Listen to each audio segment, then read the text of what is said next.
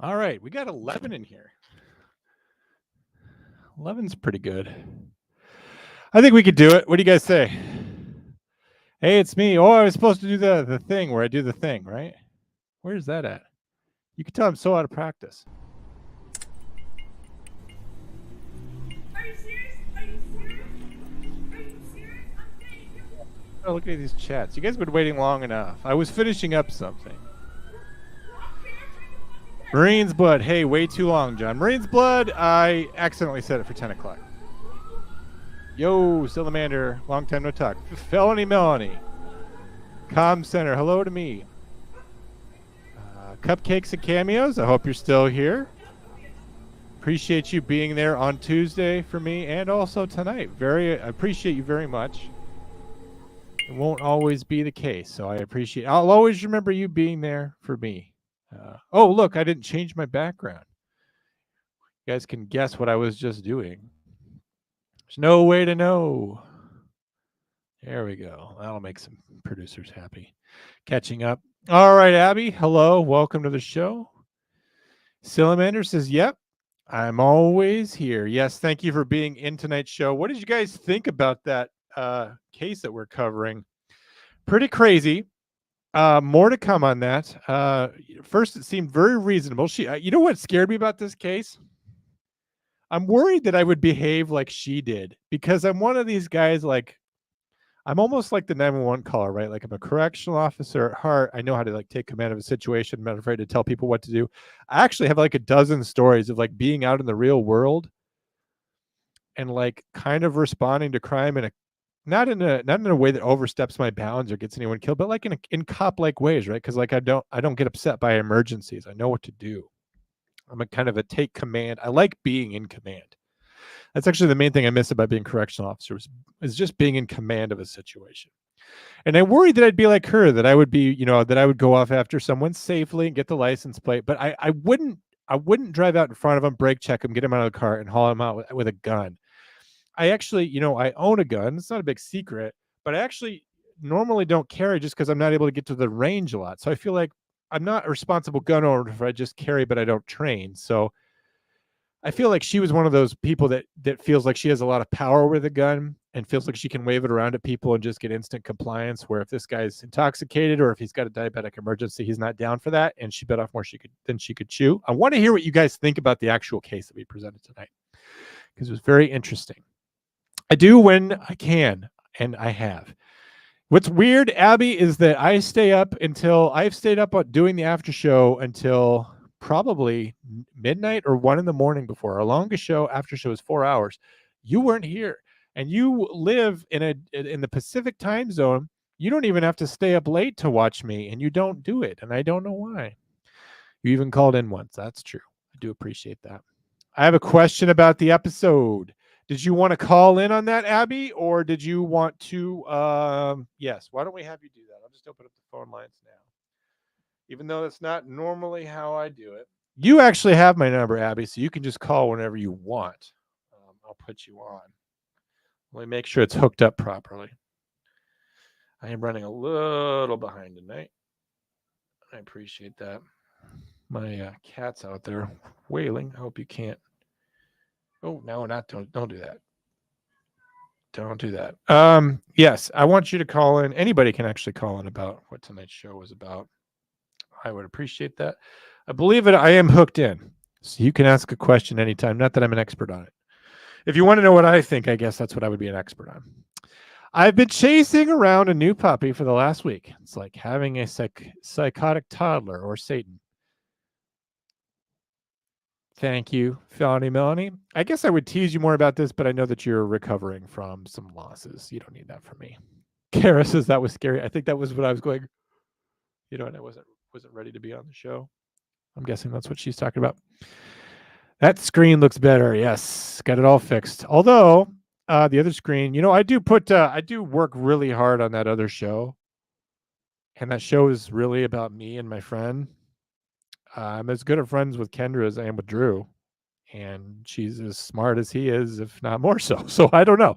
That's as good of a show in many ways as this one. It's just a completely different kind of show.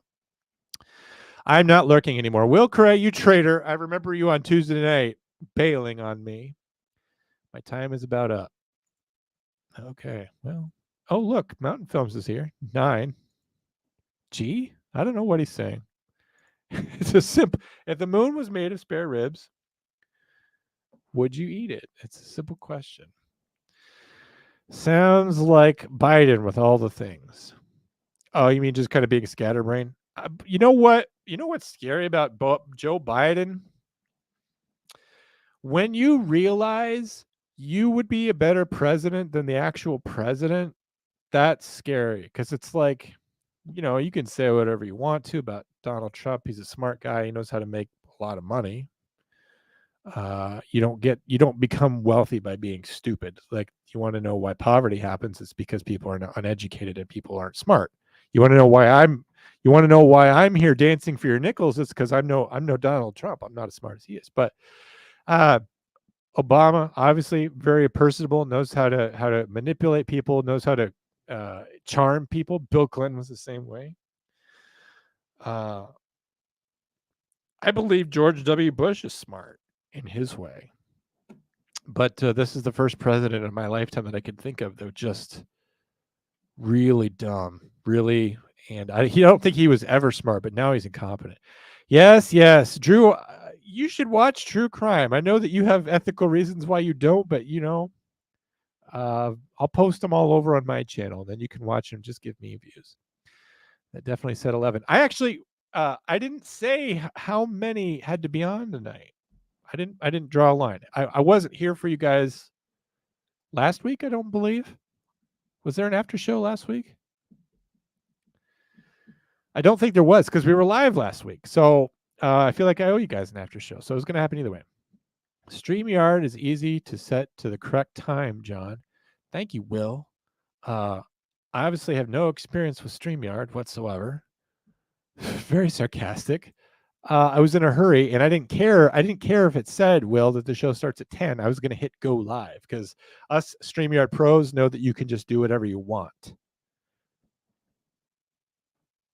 And that's why I have a lot more views than you. All right, Abby. How do officers know in the moment if the accident is a misdemeanor or a felony? Well, they know the laws. You have to learn some in the academy, right? You have to pass some basic examinations. Anything that has to do with traffic, Abby, particularly as a police officer, you go on a patrol, you're enforcing a lot of the rules. So here's where, if you're not sure, Abby, like at our agency, on their little computers, if you hit F9, you can do a statute search where it searches all, it has a database of our state codified laws, and you can look it up. And like sometimes there's laws where it depends on the severity, right? If it's a misdemeanor or felony, like think about like misdemeanor vandalism, right? Like if it's below a certain amount of damage, it's just a low misdemeanor. Maybe it's a high misdemeanor if it's $500 or greater, or $1,000 or greater. And then if it's $1,000 or greater, or $2,000 or greater, whatever, it rises to the level of felony. There's also different levels of like endangering a child. Like, if you're driving around without seatbelts on, that might be a misdemeanor. If your child's somehow more endangered than that, like you're keeping them in a drug house, then that's going to be a felony. There's different levels of things like that. But what you have to ask yourself is, Abby, it's a lot more intuitive than you think it is, because a misdemeanor is not a serious crime and a felony is.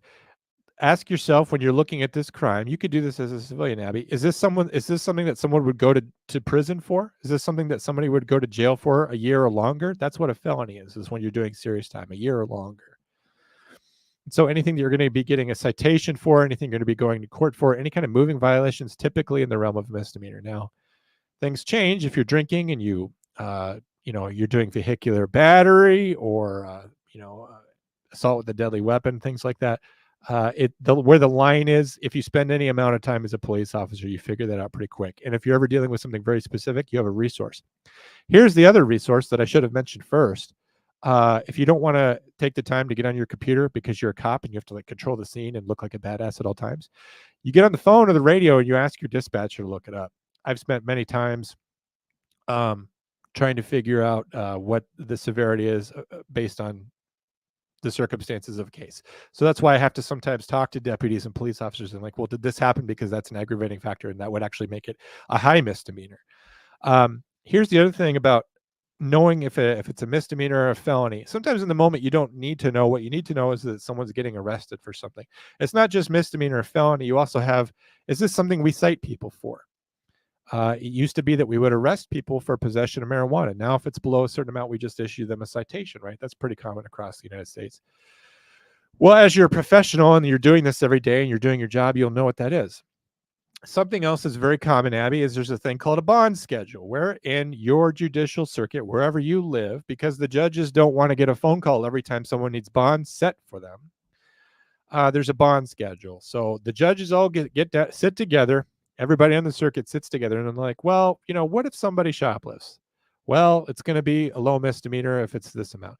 Well, what if somebody does aggravated eluding? What if they're running from the cops? Well, their bond is going to be set at this amount.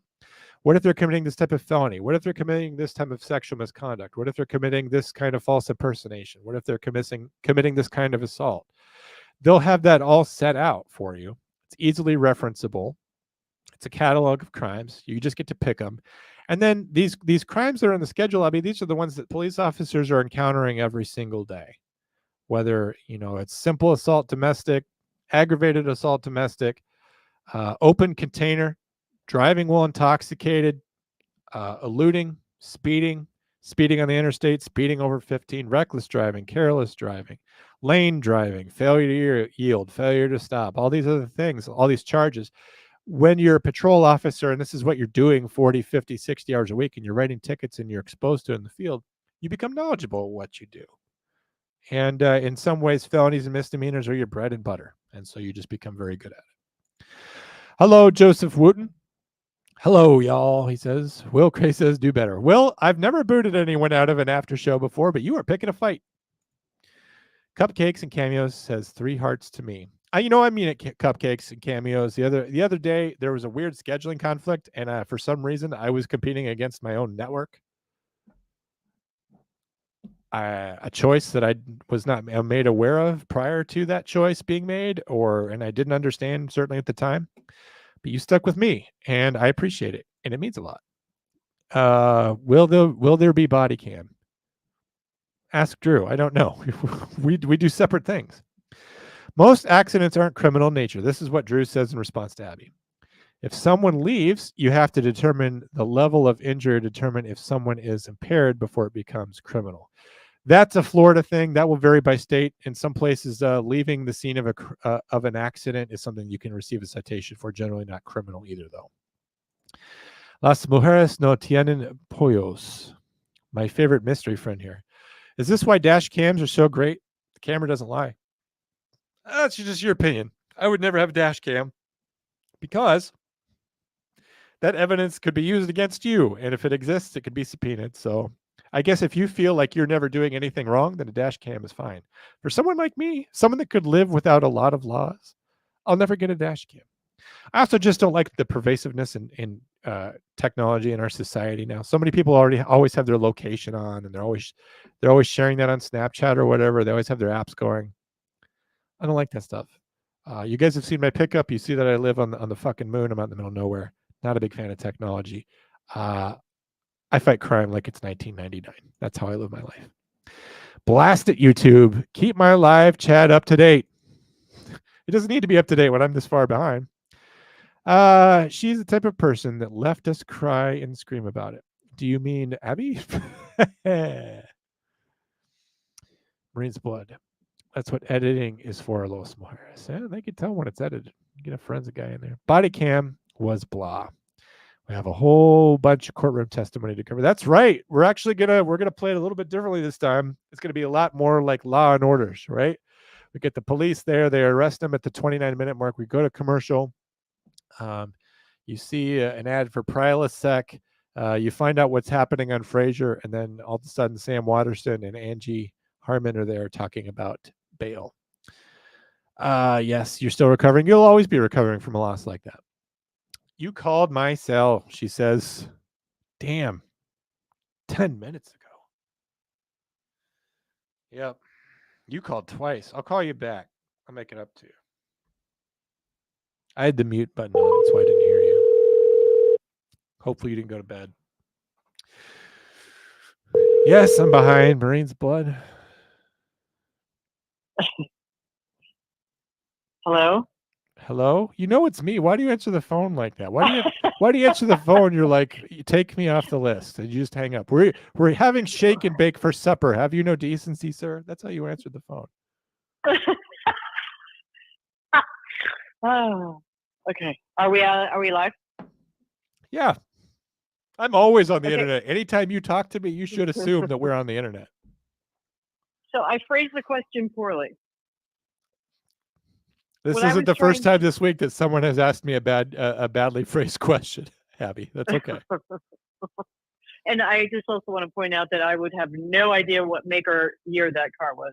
So you got to give her some cred for that, even though she's You don't know what a Dodge Dakota looks like?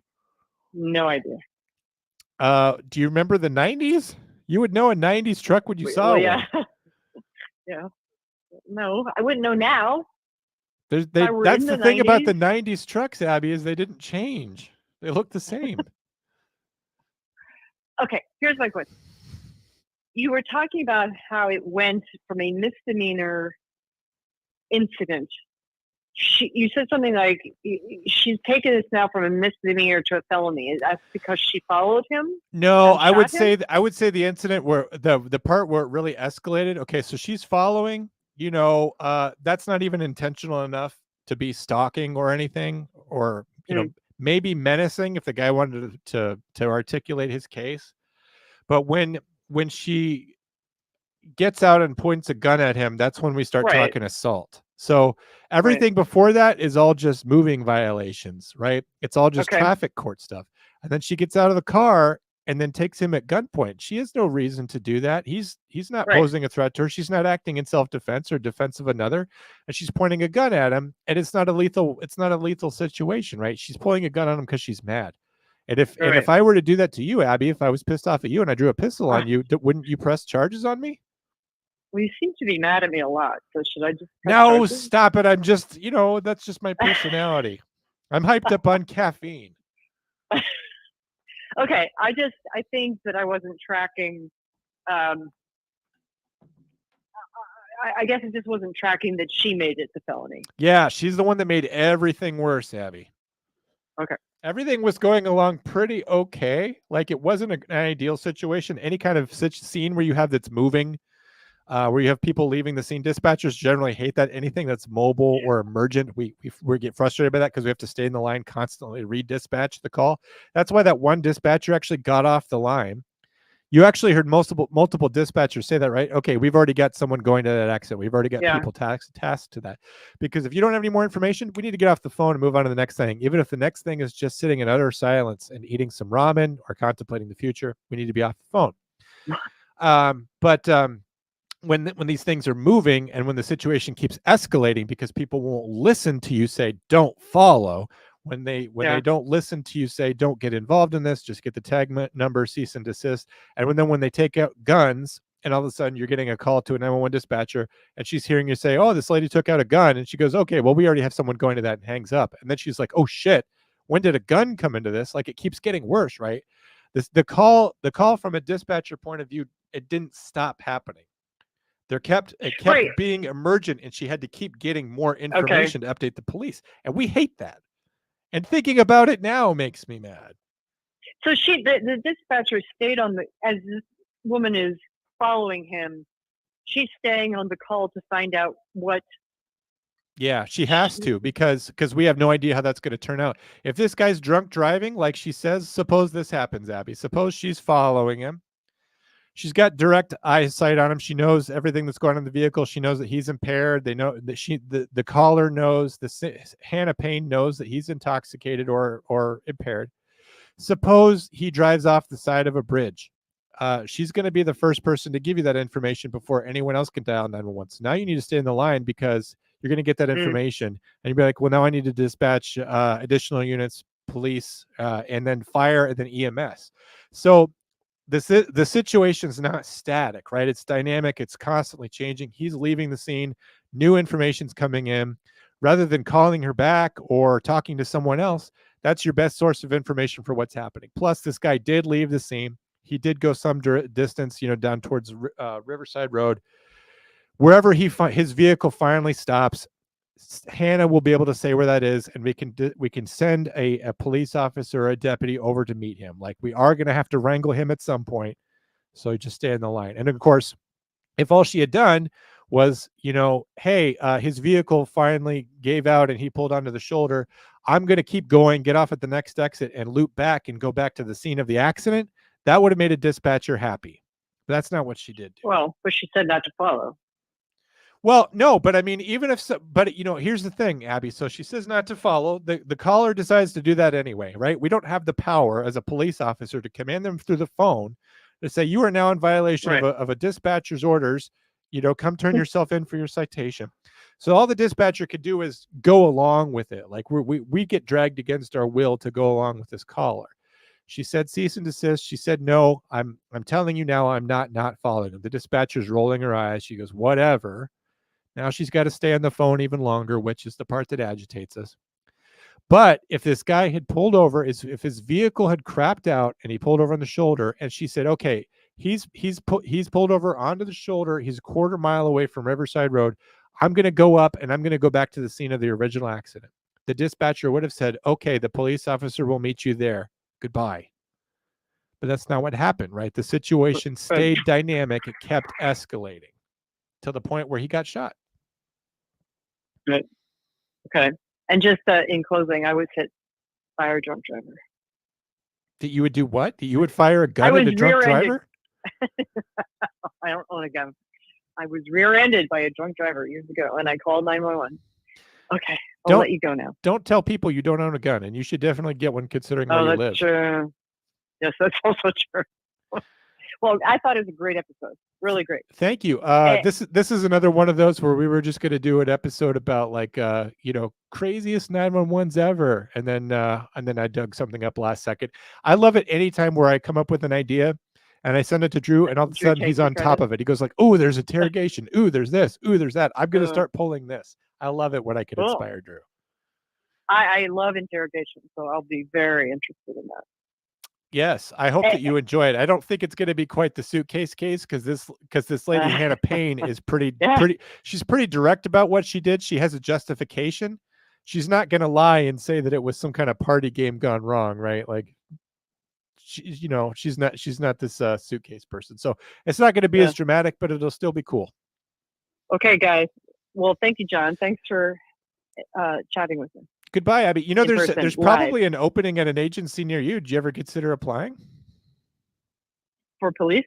For dispatch. Do you know that we just lost our police chief? Oh, okay. No, why would I recommend anyone become a police officer? I've never talked to anyone on the phone and thought I would love to go meet that person. You should go be a dispatcher. I think that's a great idea, except I can't stay up all night. So what? You don't have to stay up all night. Someone will yell at you. The phone's gonna ring and keep you awake, Abby. You'll have no choice. I'm so easily stressed and so indecisive. It would not work. I'm stressed and indecisive too. But when people's lives are counting on it, Abby, that you step up to the plate. Exactly. Okay. Well, I say that, but I did lose someone today on the phone. So all right, Abby, you have a good night. You lost them to death, or you lost the call? No, they died. Oh no, John. Well, are you serious? Yes, but that is my job. People die every day, Abby. Oh, I'm sorry, John. I did my best. Oh, everybody give John a group hug. Are they hugging you? Yes, they're all hugging me in their minds, except Las Mujeres. She's not hugging me. I'm sure they would like me to go now, so you can continue answering their. If they really want to talk to me, they can call anytime. But you called, and I'm sorry I missed your call. Oh, no problem. And just for the record, I am occasionally here. Okay, can we remember this? Can we put this in the log? I guess we can add that in my journal. I like to be dramatic about it, though, and like you always point out that you're my #1 fan, and that you have this show called On Being a Police Officer that I've never been invited to return on. Anyone can appear on a show once. It's when you get called back that you know that you're a big deal. I will have you back. Never got the call back. That's okay. I'll have you and Jake on. Oh, screw that guy. Oh, What oh, oh. about And me? well, I would love to have you on. Well, And I have. Okay, I'm not going to say it. you're not going to I've say. been listening to the episode that you wanted me to listen to. Okay, I'm which one? very emotional. Which 69. one? Which one is that? 69. Oh yeah, that was kind of controversial episode, huh? Yeah. Baby. Yeah. Do you hate me now? No, not at all. I Okay. thought it was food for thought. Okay. Well, Very much food for thought. there you go. Hope I nourished your brain. You always do, actually. Oh, thank you. That's actually one of the nicer things that's ever been said to me. Abby, you go to bed. You have a good night. All right, you too. All right, go Mariners. Oh, I don't know. Bye. bye. Bye. Bye. I just guess. Mariners, Marlins, one of those teams. I can never keep them straight. Anyone who watches the sports show knows I'm no baseball guy. All right. Camera still doesn't lie. It's people that manipulate images with editing software. I would know. All of this is fake. This is all just green screen. There's nothing here. John, you're behind. I was talking about the screen just after going live. I know. Sorry, guys. Why is that like the thing that I get yelled at for? Like not changing the screen behind me. I'll just get rid of that. I'll just put some like laundry there. I'll put I have this wonderful set, so much better than my original set. For you guys who have been comm heads or commies or commandos or commanders, whatever it is, the guys that have been here in the beginning, you remember my old set? It was garbage. This set is like aesthetically perfect. Like this line, like between the monitor here and this line where my shelf meets the wall. And the camera frame, that's exactly 1/3, and it's the 1/3 I'm supposed to be in. It's all set up perfectly. Like see this? Like this is all lined up against the frame, and it's all very well done. I've done a great job. But if I'm going to take complaints about it, whatever, I'll just put some laundry there. Everything is scary about Joe Biden. Agree. Can you believe that he's the commander in chief? Scatterbrainedness. John is operating on a higher frequency, in my opinion, allegedly. I'm on UHF. You didn't do the after show last week, John. That's correct. I was live last week.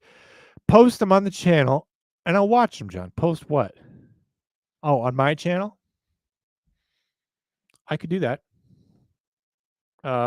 I've made about 35 of them, so I hope that you have some free time.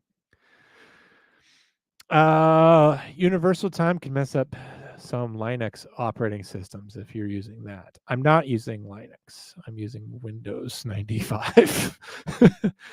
Ask a lawyer. Good idea. Don't ask a dispatcher, ask a lawyer. That's something I wish I could say on the phone a lot. Better yet, make an attorney your good buddy. You're set. Not always. Some people I know have attorneys as friends, and they're not very good attorneys, and it doesn't really help them. John, the 11 comment was about the time, not people. Ooh, well, except Marine's Blood, it might not even have been set for 11 where I am. Cupcakes, you are loved to the extent and to the restriction that YouTube allows. Phrase the question. We're already caught up with Abby. That's good. Thanks for calling in. Thanks for answering. Yeah. Okay. Whatever. I'm not mad. I thought it said it would start at 9. It did say that, but it was never meant to be. I just when you set up StreamYard, it says what time should it start, and it just picks a default time, and it was like 2 hours from now. And I'm like, whatever. I'll just click create stream so I can get started, and then I can hit go live. And I didn't think I would keep you guys waiting that long, so I didn't think it would matter. I didn't set a random time. I just said it was default, Will Cray. Salt Spreader, what's up, John? Commandos, compadres. Hope all is well for everybody. I hope so too. Mountain Film says, what should parents teach their kids about dialing 911? What info is crucial for kids to know? You know, that's a great question. And I don't mean that at all sarcastically. When I was in 4K, which is what we called 4-year-old kindergarten, because we didn't have time back in 1988, do we? We were on a schedule. We had to get kind of enjoy the 80s as much as we could. We knew the 90s were coming. When I was 4 years old, I was taught to memorize my home address. When you ask a child what their home address is, they should know it. Your child should also know not to talk to strangers so that when, uh, the guy at the park that you hope doesn't have a white van there, so that he's not telling his address to random people, stranger danger, of course. But when it comes to 911, knowing your address, because Dewey, if you have an emergency there, like say like you faint or something and you're locked in a room and your child can't get in to help you, your child can know to dial 911, and if all they can give the dispatcher is the address, that will help so much. Like a dispatcher has to do so much guesswork guessing where your cell phone is, in the house. Uh, Something else that would be good. I don't know if this has come up, but like, do kids know how to unlock your cell phone if you've got like a swipe lock or a PIN code or biometrics or something? Uh, do they know how to dial 911 while bypassing those things? Make sure that they know how to do it. Make sure they know when to do it and why. And then make sure that they know the address. Here's the thing: is it's almost like gun safety, if I may. Keep guns away from children, but something you need to do so that the gun's not a mystery to them. Show them the gun. Show them how it works, and then lock that away forever, so they cannot put hands on it. They're not responsible enough for a gun, but show them what 911 is. Tell them how it works without dialing 911. I don't actually want you to dial unless it's an emergency, but say, if something's wrong, if something happens to mom, something happens to dad, if you're scared, if you don't know what else to do, dial 911. You're not supposed to use this for help with your homework. It's actually not funny or cute. But if there's ever an emergency, dial 911, and this is your address, whatever that is. And that way, they can say that to the dispatcher, because the dispatcher can ask them almost any other question to find out what's going on. I've had 911 calls from children where their father was unconscious and the house was filling with gas. And because the kid was able to dial 911, I got the firefighters in there to save all three of their lives. But what helped me most was the kid knew their address. So that's the main thing. Everything else really just going to depend on what's happening. If your child actually knows your real name, that might be good. Some kids just know their parents as mom or dad, but if they know your real name, I think that's also good to know. Because even if they don't know the address, like if you've ever contacted the police before, they would be able to look you up by your name and figure that out. Sometimes dispatchers can do other things to figure out where you live, like ask the child to read a piece of mail, or even read the license plate in your driveway. Your license plate's going to have your home registration on it, and dispatchers have used that when talking to children on 911. Can you go out to the garage? Do you have a car there? Yeah, my dad's car's there. Can you read the license plate? I sure can. And then, it's 1AB123, and then we run that, and then we know if you're parked at home where you are. You could do that. I'm not going to waste his time. Thank you, Will, for not wasting my time. I'd rather just call him directly to annoy him. Well, I don't know if I'm taking your call this week because you bailed on me on Tuesday. And you are one of my good friends and one of my good fans. But, like, there's got to be some kind of retribution for that. Cupcakes and Cameos hung out and you bailed. And then you bragged about it. Like, I'm not going to, like, check. You went over to the other live stream. You're like, I don't care about John. Like, that hurts my feelings, dude. Yes, Cupcakes, Cameos, winning this week. John is AI. Is that why? Is that why I'm not being paid? Because I'm not real. That's not that screen, John. People are still mad about that. 8:42. I'm only 5 minutes behind now. Guns and Cafe says, hello, fam. What's up, GC? I don't know what that means. Oh, Guns and Cafe. All right, time to stop typing. Got to drive home from the gym. Yeah, you're getting home kind of late, bud. I think you work like a 9 to 5 and you're getting off of the gym at 8:45. How long are you there? Doctors and nutritionists and strength coaches, they'll tell you there's a point of diminishing returns. Like you're at the gym for like an hour and a half. If you're there longer than that, you're actually not doing yourself any good. Remember, Will, the most important part of strength training is good diet, but also rest. Make sure you're going home and getting plenty of rest. That's when you rebuild your body and get stronger, is when you're sleeping. Put your true crime with Kendra episodes in the page and I'll watch them. Here's the fun thing. Kendra owns her own show. I don't own that.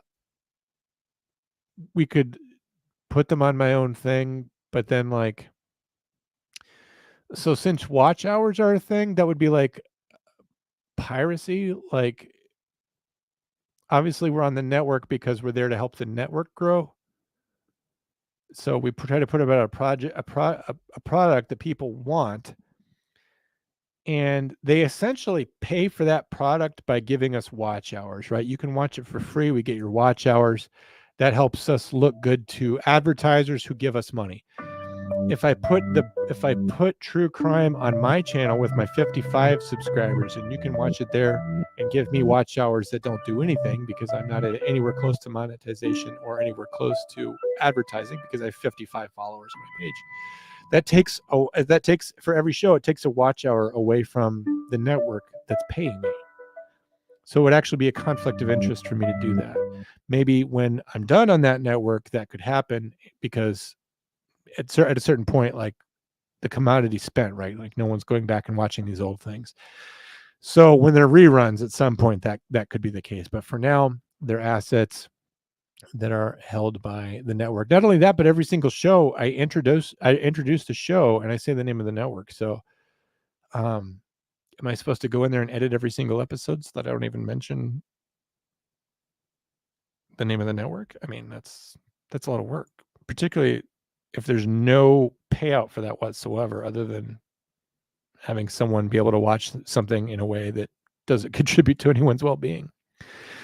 My parents had me memorize the address, their names, and their numbers. Good. You had good parents. Of course you did. You showed up here. You definitely have good parents.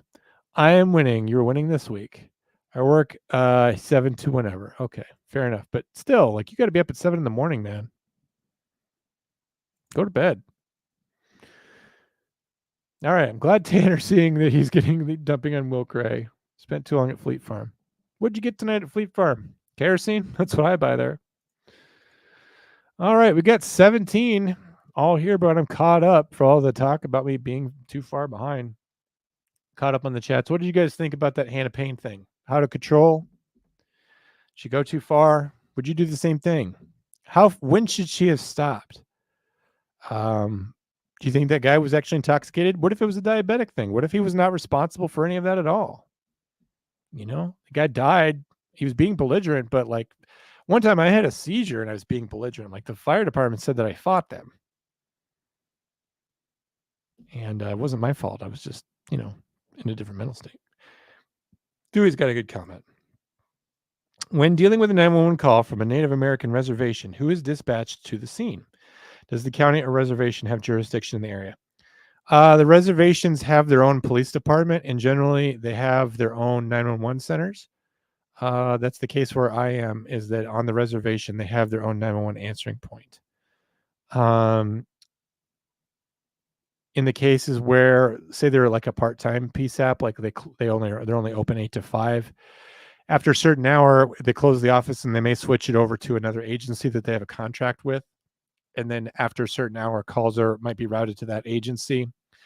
And then that agency will have radio communication with tribal police. There's no reason why you couldn't just have a radio that would be able to contact them. You would want to be able to contact tribal police. If there's a tribe near you anyway, you would want to be able to do that. But the tribes, the reservations have their own tribal police. They often have their own 911 answering points, and they often receive assistance from other agencies in the form of contracts, which is not at all unusual. We have agencies here that there's a county here that doesn't have any 911 operation whatsoever. Case in point, we have something like 70 counties in my state, maybe a little shy of that. We only have 25 or so 911 answering points. So 70 counties divided up by 25, that means that most 911 answering points are answering for multiple counties. So in the same way that you can dispatch police in a neighboring county, you could also dispatch a call for tribal police on a reservation. Is how it would work. With reservations, there's always a lot more politics going on. You're also talking about stuff with Bureau of Indian Affairs. So like when it comes to a lot of their functions, their ORI functions, which is really deep stuff, like a lot of that stuff could be managed federally. And anytime you're dealing with the federal government, it's bad. I know recently I was dealing with a car stolen off of a reservation out of North Dakota. And just trying to get it confirmed as stolen took over half an hour, which normally that process should take less than 10 minutes. And it was because they had no idea what to do. And it was because federal stuff was involved. So there you go. That's how that works. She went way too far, without a doubt. And it's because she was mad. She felt injustice about it. She felt like this guy hit me. You heard the dispatcher say, like, we told you not to follow her. She says he hit my car. That's her moment of justification, right?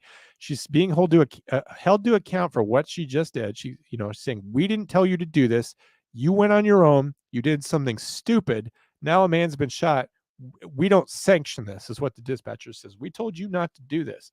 That's when she is cut off. She's on her own. She realizes she's not on the side of law and order. She's not on the side of the police. Now she's defensive. Now she's justifying herself. And she's saying, well, I'm a victim of a crime. He hit me. Well, unfortunately, being a victim of a motor vehicle accident doesn't entitle you to point a weapon at somebody. There's got to be some other circumstance where that comes into play. They pointed at you first. You're in some kind of danger. They're about to commit a felony. It's generally the reason why you would point a weapon at someone in defense of yourself, in defense of another, to stop someone from doing something that could cause loss of life. Like if you saw someone on a street and they were lighting a Molotov cocktail and they were about to throw it into a building, you could shoot that guy. I'm pretty sure. Drew, call me if I'm wrong, but throwing that bottle in that building and then it's going to explode. The building being on fire, you're creating a dangerous circumstance where it's reasonable. The reasonable outcome of that is that someone could be very badly injured or killed. You can use force to prevent that. So any kind of serious felony is generally going to be okay. Consult a lawyer, though. It's always totality of circumstances. Marine's Blood, who called you? That was Abby from On Being a Police Officer who called me. Cupcake says, that's the kind of person that leftists scream about when they scream for gun control. Yeah, they scream for gun control when it comes to people like that, I guess. But to be fair, Cupcakes, they scream about gun control of any kind. It's not just school shootings. They don't think anyone should have a gun. They think, you're a hunter. You don't go hunting. You have no need for a pistol if you live in Atlanta.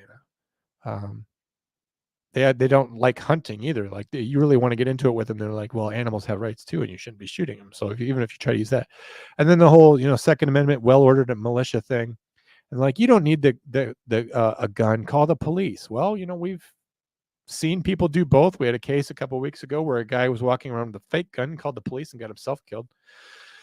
But ultimately, you know what guns are about? It's not even about self-defense. It's really not even about defending your family.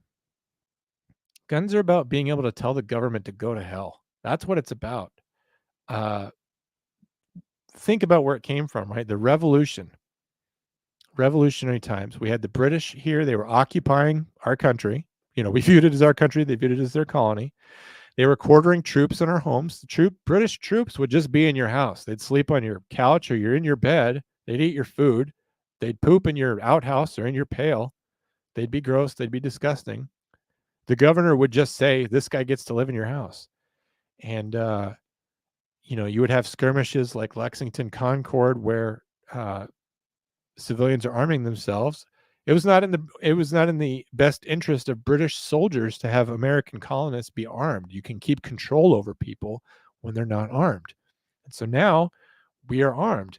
And if the government comes to your door saying you're going to jail because you won't get your kid's sex reassignment surgery, or we're coming to your house to enforce this law or to infringe on your freedom, ultimately you get to make the decision, I'm not going to do that. Now, we do have a country of laws, and you should be obeying lawful commands. And if you don't like the laws, you should not shoot the police.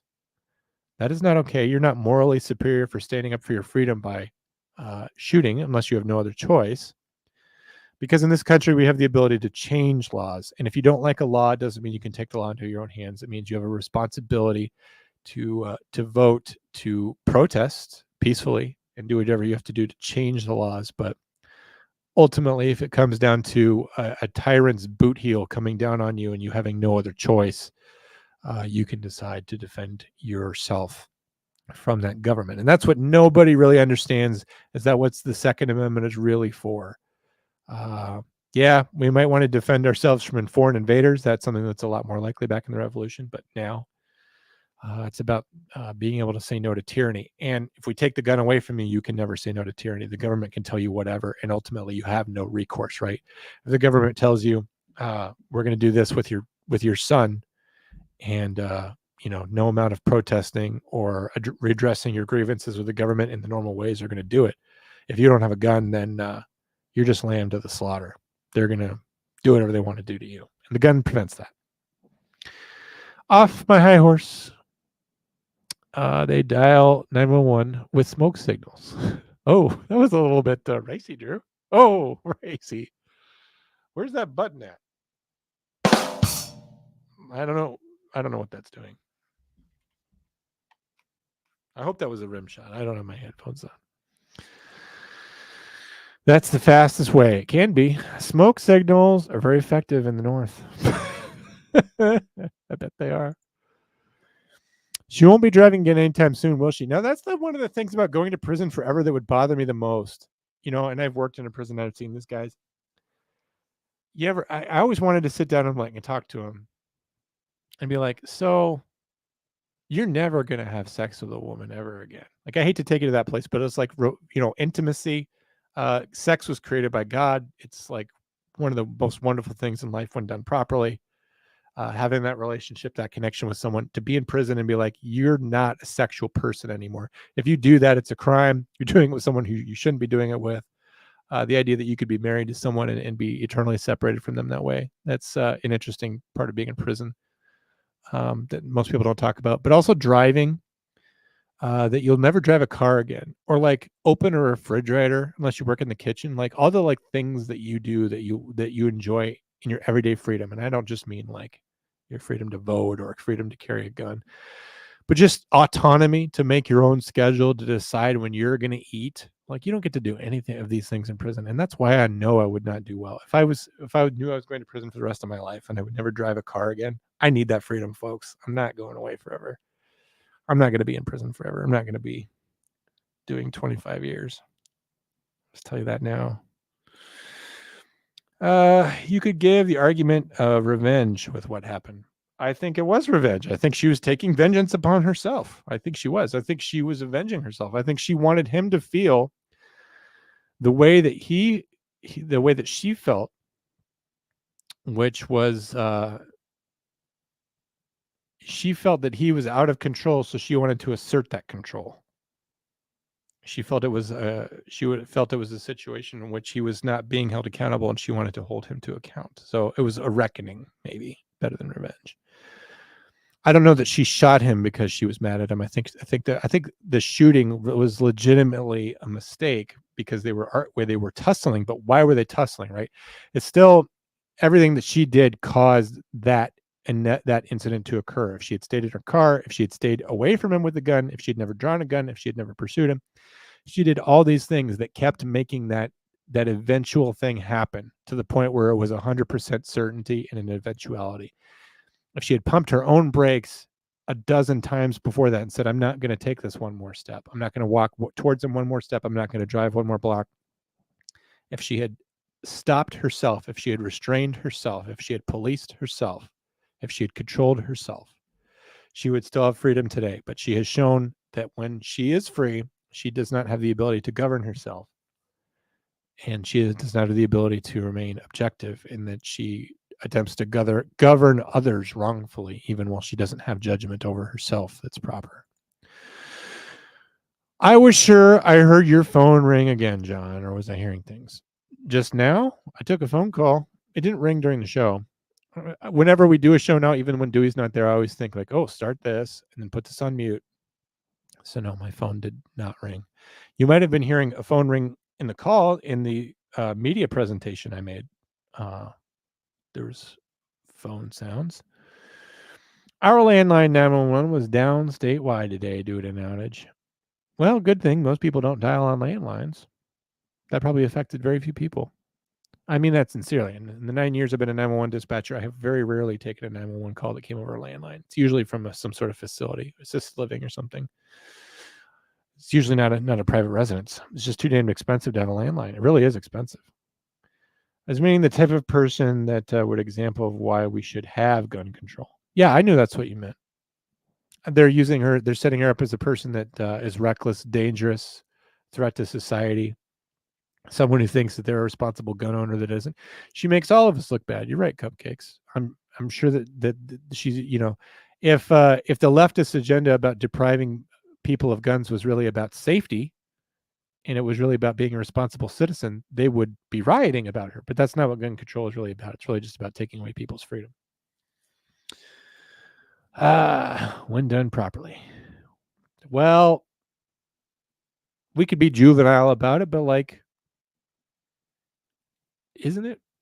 You know, isn't it one of the best parts of life? Isn't it, being close to someone that way? Like, when you're in prison, you don't have that anymore. Like that's a whole important dimension of your life that's over. Unless you're homosexual and unless you actually have a legitimate caring relationship with someone inside prison, which I don't mean to roll my eyes, but it's like power is such a dynamic in prison. And when power is a major dynamic of a relationship, that relationship's not real. Because whoever loves the least has the most power. And there's always power as an essential part of a dynamic in a relationship in prison. So there can't really be love there. And if you're not really having love, then if you're having physical relations, then that's ultimately an empty experience, I guess. In my, if I'm going to keep having a sermon, I'm officially getting off this topic now. Cupcakes, you can subscribe to my TED Talk on this, I guess. Guess I'm hallucinating. That's okay. You aren't MB. I heard it. My phone didn't ring. Nobody called me. It was about 10 minutes ago.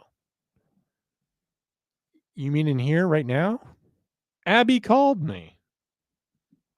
Or are you making some kind of snide remark that somebody else called me and I missed it? Something very interesting just happened just now that I can't share because it's private.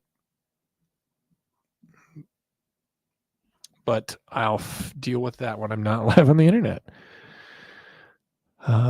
No, what you probably heard was a beeping sound because I got a Facebook notification. That happens sometimes. Definitely a ring. Well, whatever. Nobody called me. It doesn't say anyone called. I didn't even post my number yet. My dog's making a lot of noises up there. You guys probably can't hear him. Here's a question for you. So my job is moving to Mexico in a year. Well, that sucks. Another friend of mine is in Australia, and her job is also ceasing to exist. So I feel bad for both of you. Year and a half, and I need to acquire new skills. I always wanted to be a dispatcher. Advice on how to make that transition eventually. Go and apply. Go start doing interviews now. See what the interviews are like. I don't know how many agencies are around you there, but if you are in the Quad Cities, I would guess that you have more than one to apply to.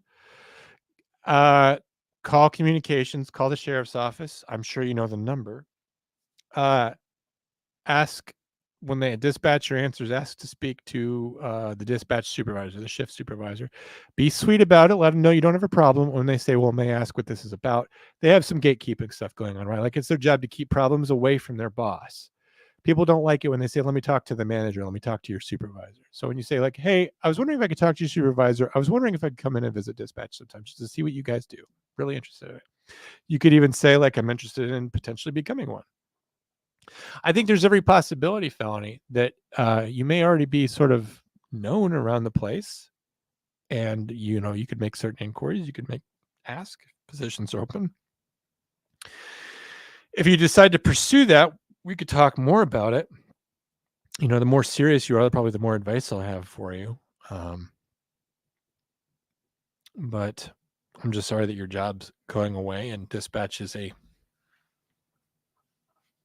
rewarding job many days. I say that one of my coworkers is probably watching. She made a comment about how I wasn't on Monday. Because I think she really likes watching the show, but always just lurking. She's a lurker. Hi, Patty. But I don't think she could tell that I enjoy the work because of my disposition. She works with me on Thursdays when I'm always very tired and very cranky.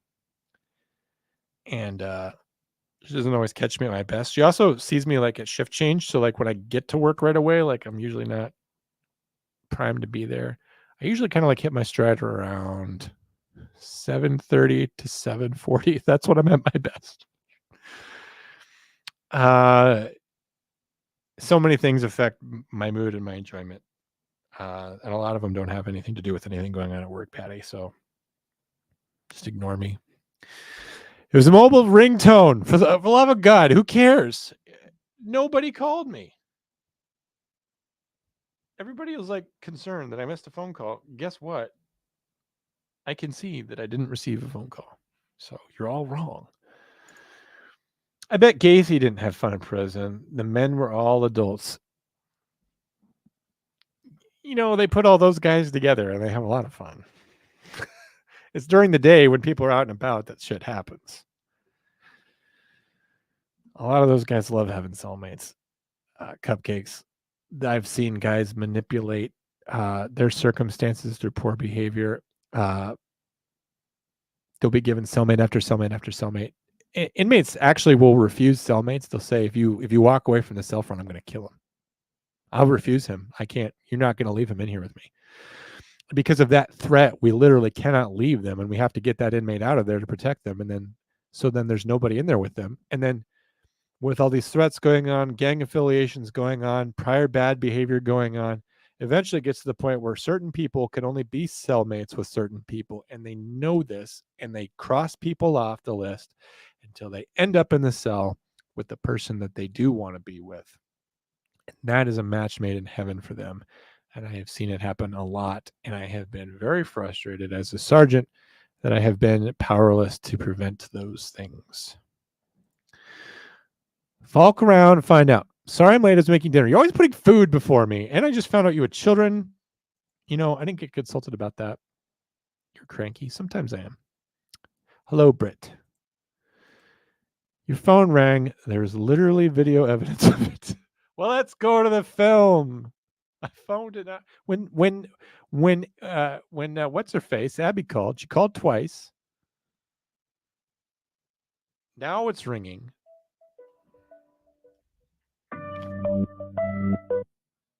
Call from. Hello, traitor. Says the guy who played a rerun. Yeah, do you know why that happened? Because you guys were busy. Family emergency. Oh, okay. How do you That's feel reasonable. now? The same. Did you say bad? It was the same. Oh, I was looking for bad. How are you, Will?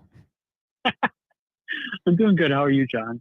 I'm all right. Why aren't I allowed to play a rerun? I have to literally do 52 shows a year. Are you kidding me? That's not reasonable. Oh my gosh. There's no one that So can many cover for shows. me. I have checked. Well, that sounds like a you problem. Actually, it wasn't my problem because the family emergency was the person who does the show, not me, because obviously I was here the rest of the week. So maybe show a little compassion and a little forgiveness and just be happy that we put anything on the air. And also buy a ghost bed, Will, for the love of God. Do you have a ghost bed? If I say yes, would that make you happy? I guess. I don't know. No. You got. I don't have one. I'm in a stalemate now where I'm just mad at you for no reason and nothing can fix it. What's going on with you, bud? Not much. Just hanging out. Just want to call and annoy you. I've been benching more heavily lately. I recently got back up to 245 on the bench press. I've been plateauing at about 225 for 10. Yeah, but you know what? You're a lot smaller than me, so like by proportion of your body weight, you're pushing a lot more than I am. So congratulations to your accomplishment. Thanks, John. You're welcome. I don't know. Yeah, I went to. You were talking about me doing stuff earlier today. Yeah, I had to go to the store because my pants flew out. No, that's happened to me before. Is it because your thighs are all muscular now? No. Well, sure. Is it because you're fat or because your pants were old? No, I burned through pants in like 6 months. Oh, because you work so hard. But Or because you yeah, buy look, the I worked thinnest pants that hard. money will buy. No, I buy Carhartt Oh, and okay. actually do Carhartt things. But yeah, and then I don't know if you saw, but there was a police involved shooting in Minneapolis today or this afternoon. Officer involved, you said? And yep, officer involved shooting and 2 officers were injured. Oh, man. I hope we're not going to be Yeah. covering that one soon. Hopefully they're okay. I know they were both sent to the hospital. I think one had injuries. And then I think the suspect was killed. Let me double check. Well, as Drew says, you never root for death. But I would rather have the suspect who, and I don't know anything about this case, so I don't mean to speak too far out of turn, but generally speaking, a criminal suspect generally starts the shit. They're the ones who wake up in the morning, who say, I'm going to go out and punch a pregnant lady in the stomach. And then at some point, I wonder who that is. At some point after having fentanyl and passing a bad check at a gas station, they meet up with the response to that, and then whatever happens to them happens to them. And then it definitely didn't happen anywhere near a place, Tacos El Kevin or anything like that. That meme came up to me randomly, and the caption said it's the most Minnesota taco place ever, so I had to send it to you. Yeah, and the funny thing is, David J sent it to me like 30 minutes later. Did you tell him I beat him to the punch? Yeah, I did. Very good. Yeah, I have the stuff pulled up for the Minneapolis shooting. It was 5:23 p.m. Officer down, 2100 block of Blaisdell.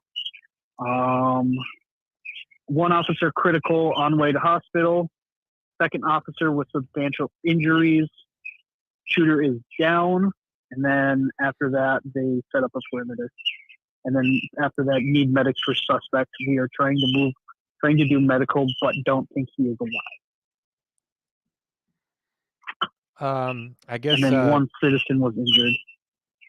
Well, purge for that citizen too. But I guess I just pray for God's intervention in this critical hour, that His guiding hand will be over those officers and over the doctors, that he'll work to save them, to protect their careers, their lives, their families, and so they can return to work. And just blessings over the family and the police department in the city, because there are good people in Minneapolis who are scared and without hope and without a police department. So I pray for all those people tonight. Yeah. Sorry to put a damper on the show. No, it's not a damper, Will, because we confront these things. A lot of people in society either are against police, but you know what? The thing is, Will, you and I are always in kind of a echo chamber, right? We're always with people who agree with us, very pro-police, and we're always looking at these people who are against the police, to defund the police. You realize there's a huge swath of people out there who are nowhere. They don't care at all. There's a lot of apathetic people out there that aren't interested in the politics of the police. They're not interested in what's going on in their own society. They're not interested in any aspect of it. And so you're not being a downer. You're calling attention to what our mission is. And our mission, and I say our, and I only mean that very broadly because I'm not in danger. But I mean, the mission of the police is to protect the public. And our mission is dangerous, and sometimes, and it's inevitable, police officers are going to get shot. It's going to happen again. And it's our job to talk about that. And if it's a downer, then I guess our whole mission's a downer, Will. So, I mean, all we're doing is our mission. So you didn't ruin anything. Yes, the after show's a little upbeat. I'm trying to put on a good show and entertain people, but I'm never going to shy away from talking about the reality of life, but also just the people that I'm here for. I don't have, if there's no problem with the police, if there's no issue with society not caring, if there's no issue with criminals pointing guns at them, there's no Comm Center with Drew Breasy, and then I don't have a show and there's nothing to talk about, and I can just go sit out on my porch. So what you're talking about is the reason that you're here. So I'm fine with it. That said, Well, if you wanted John, to abruptly I- change subjects to tacos or nachos, that this is also a forum for that, so that's okay. Okay, so tacos or nachos? Which one are you gonna? Oh man, I'm Go doing for. both. It's not even. Don't push me into a false dilemma. When you go to a taquiera, man, everything's on the table. Lately, I've been eating these chicken street tacos True. at this place. It's really good. They get really good tortillas. The chicken is just it's chef's kiss, really perfect. I've been eating a lot of guacamole lately. So yeah, I just Don't eat do too all much of it. guacamole now. Why not? It's all good fat. Well, it is good fat, but everything it's good in moderation. You don't want to eat too much, buddy. Yeah, I am eating too much. The other thing about avocados is like they're the legitimate front of all the Mexican mafia. Like they all run drugs and human True. trafficking and then also avocados. So it's like, well, I'm trying not to add to their legitimate business, Like I'm trying to cut into their drugs and their human trafficking to stop that as much as possible. But every time you buy an avocado, you're putting gas in a car that's full of people in the back. So very depressing, Will. That is the one problem. Sorry, I'm giving you all the depressing topics. You're welcome. That's okay. I'm also making it impossible for you. What else is going on in your life? You are always impossible. I am, yes. What else? Not much. Lots of work. Driving an hour across town, or hour one way and then an hour back to work, and then an hour from the office to the job site. That's always fun. I got to commute an hour too, man. I get it. Day. I got to commute a while. Mm-hmm. So fun, isn't it? I like to drive, but you're in the city, so it's not going to be fun for you, no. No, it's not fun. People can't drive plus traffic. That's why I'll never live in New Ulm. Yeah, New Ulm is the worst. Yeah.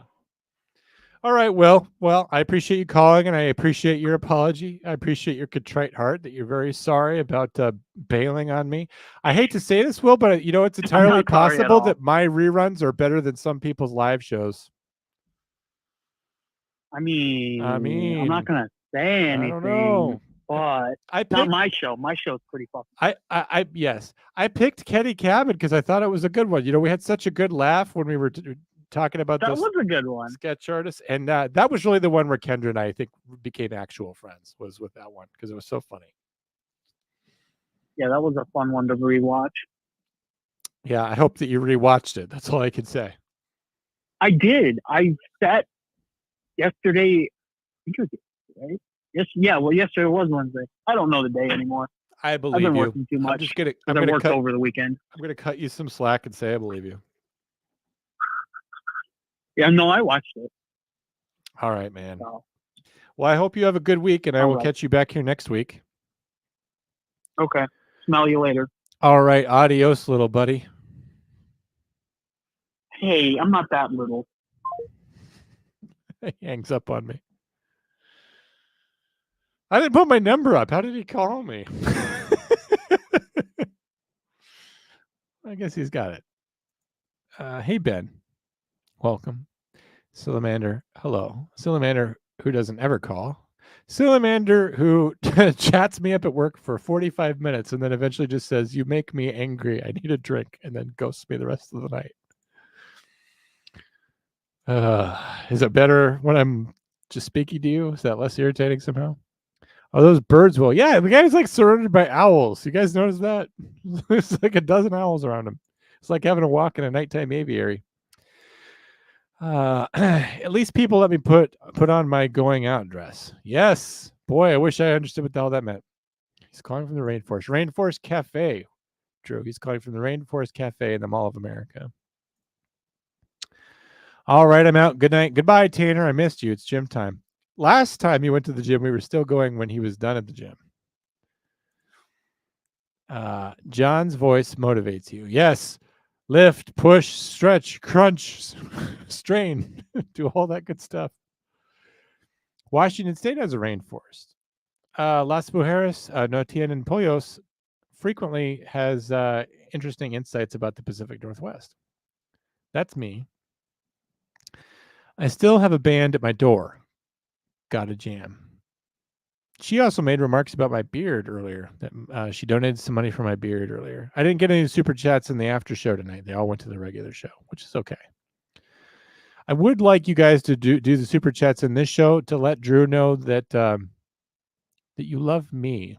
You know, Drew could always replace me and just make me a producer. Me and Dewey could both be producers, and he could replace me. He could replace me with an on-air talent anytime he wants.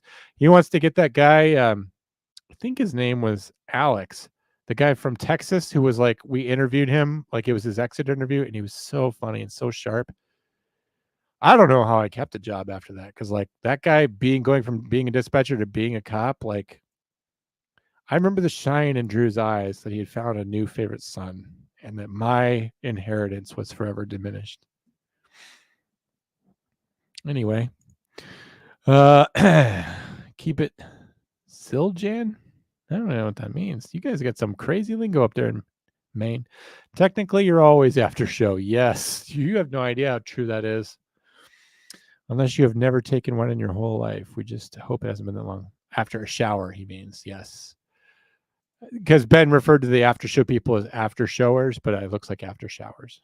I don't want to be the after shower. I don't want you guys to be the after showers crowd. Seems like that's a different mood. I do want you to shower though.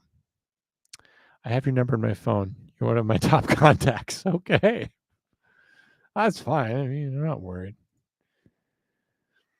Love me more. Is that me? Is that something I would say? Andrew was his name. Damn it, Alex. You know why I called him Alex?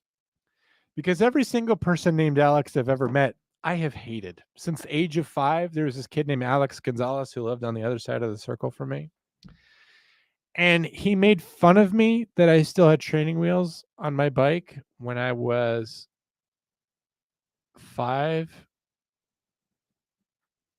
And I did learn how to ride a bike late, but it was because of a couple things. So I didn't learn how to ride a bike until late because my dad didn't love me. And the training wheels were still on the bike because my dad was at Operation Desert Shield fighting for your freedom, Alex. So I didn't like him. Fast forward to high school, we had this guy named Alex, who was just an absolute douche. No sense of humor, little goody two-shoes, National Honor Society, thought he was so smart, punchable face. He ended up being our valedictorian of all things. And the thing about him being our valedictorian that has always bothered me is he got suspended for like hacking a school computer. Tell me how you get to be the class valedictorian with a criminal record. You get suspended from school. I think it was just for a day. But you still get to be the valedictorian? I think I had perfect attendance senior year. Like I wasn't a 4.0, but I think I was a better candidate than that guy. Admittedly, there was a lot of guys between me and him, but he was just such a fucking suck ass, and he was a miserable pile. And I hate anybody that just has no sense of humor whatsoever, no personality, but he thought he was so great because he was so smart. Our high school was not good enough for you to be proud of yourself, and yet he is. And you know what? He probably makes a lot of money. College. My roommate's named Alex, freshman year. He's actually a good guy, but we're not getting along because like he's the first like person other than my family that we're living with. And I was actually the bad person in that cohabitation. But because he was a nice guy, I felt like I could be a jerk to him. And we didn't get along well, and I apologized to him later. But times were tense. Well, suffice it to say, I didn't even finish the semester living in the dorm. And who named Alex have I hated since then? Well, this guy. No, his name was Andrew. I didn't hate him. I thought he was great. Who else named Alex have I hated? It doesn't matter. Why am I going on about that? Probably because the old drinky hit me. There's not that much in there. It's mostly water. I'm such a lightweight. Zildjian is a symbol. Oh, I knew that. I've seen that before. Dewey's a drummer. He's probably laughing at my ignorance. Gonna make fun of you? I don't know. I don't know what you're saying. Oh, Alex Gonzalez made fun of you. Yes. We never called him that. He hurt me. He hurt your friend, Drew. You should be mad as well. The training wheel symbolizes your overcoming hardships. Yes, they did eventually come off. I think they broke off. And I did learn how to ride a bike. As long as it's not golden showers. Yes, those are gross. You missed a huge part of the show where I talked about like the loving embrace and gentleness of true intimacy. If you're talking about this. Anyway, Alex is a unisex name. Yes, but these were all men. I never hated. Actually, you know what? One of my friends in high school was named Alexis. She went by Lexi, so I never thought of her as Alex. But just the dude's named Alex. So Alex, yes. Drew knows who I hate. He knows a list of people that I dislike. Trump got convicted, so let's see if they don't cheat him out of saving our country. You know, I haven't been paying close attention to this one. The thing is about this is that every single time they've gone after the guy, he's made fools of them. And I feel like there's a lot of people tonight that are like about to be hoisted on their own petard. Because I have a feeling that in the long run, none of this will matter. And not only that, but it's like, look at the country we live in. Does anyone care about anything? I say that sincerely. This, is the scandal of the day. In a month, will anyone remember this? In 2 months? The Ashley Biden diary thing exists. Nobody cares about that. Like, if we're actually going to take a look at our presidential candidates and say, what kind of man are you? Do either one of them qualify? But Biden not being in prison for the things that he's done. Not only that, but the people who try to persecute Trump do not understand Trump supporters at all. They have not understood Trump supporters since 2016.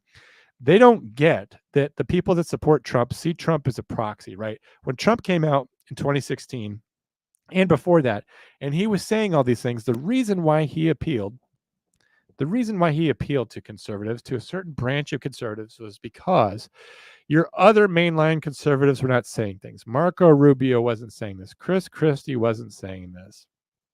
I forget that one conservative up in Minnesota. I forget what her name was. She ran for president, ran out of money. These other mainline conservatives, these what you would call rhinos, they were very John McCainish. They were very Democrat light. They were constantly folding on every single issue and saying, well, we'll stand harder for the next one. We'll allow this, but we'll fight harder for the next one. Donald Trump's like, hey, do you guys remember when we used to be against illegal immigration? Are we going to build a wall or what? And I remember the first time I heard that, I'm just like, are you serious? You're going to do that? Like, the idea that you think that you could, the idea that you're taking that seriously. And he got enough momentum behind him from people who said, there's finally a candidate who says what I'm thinking. Now, you could take that for ill or for good. Take it however you want. But the people that support Trump, the reason why they do is not because they love him. It's because they see him as a proxy for themselves. And they realize themselves that they're flawed. Right? Like, we all know in our own hearts and minds the things that is bad or stupid about us.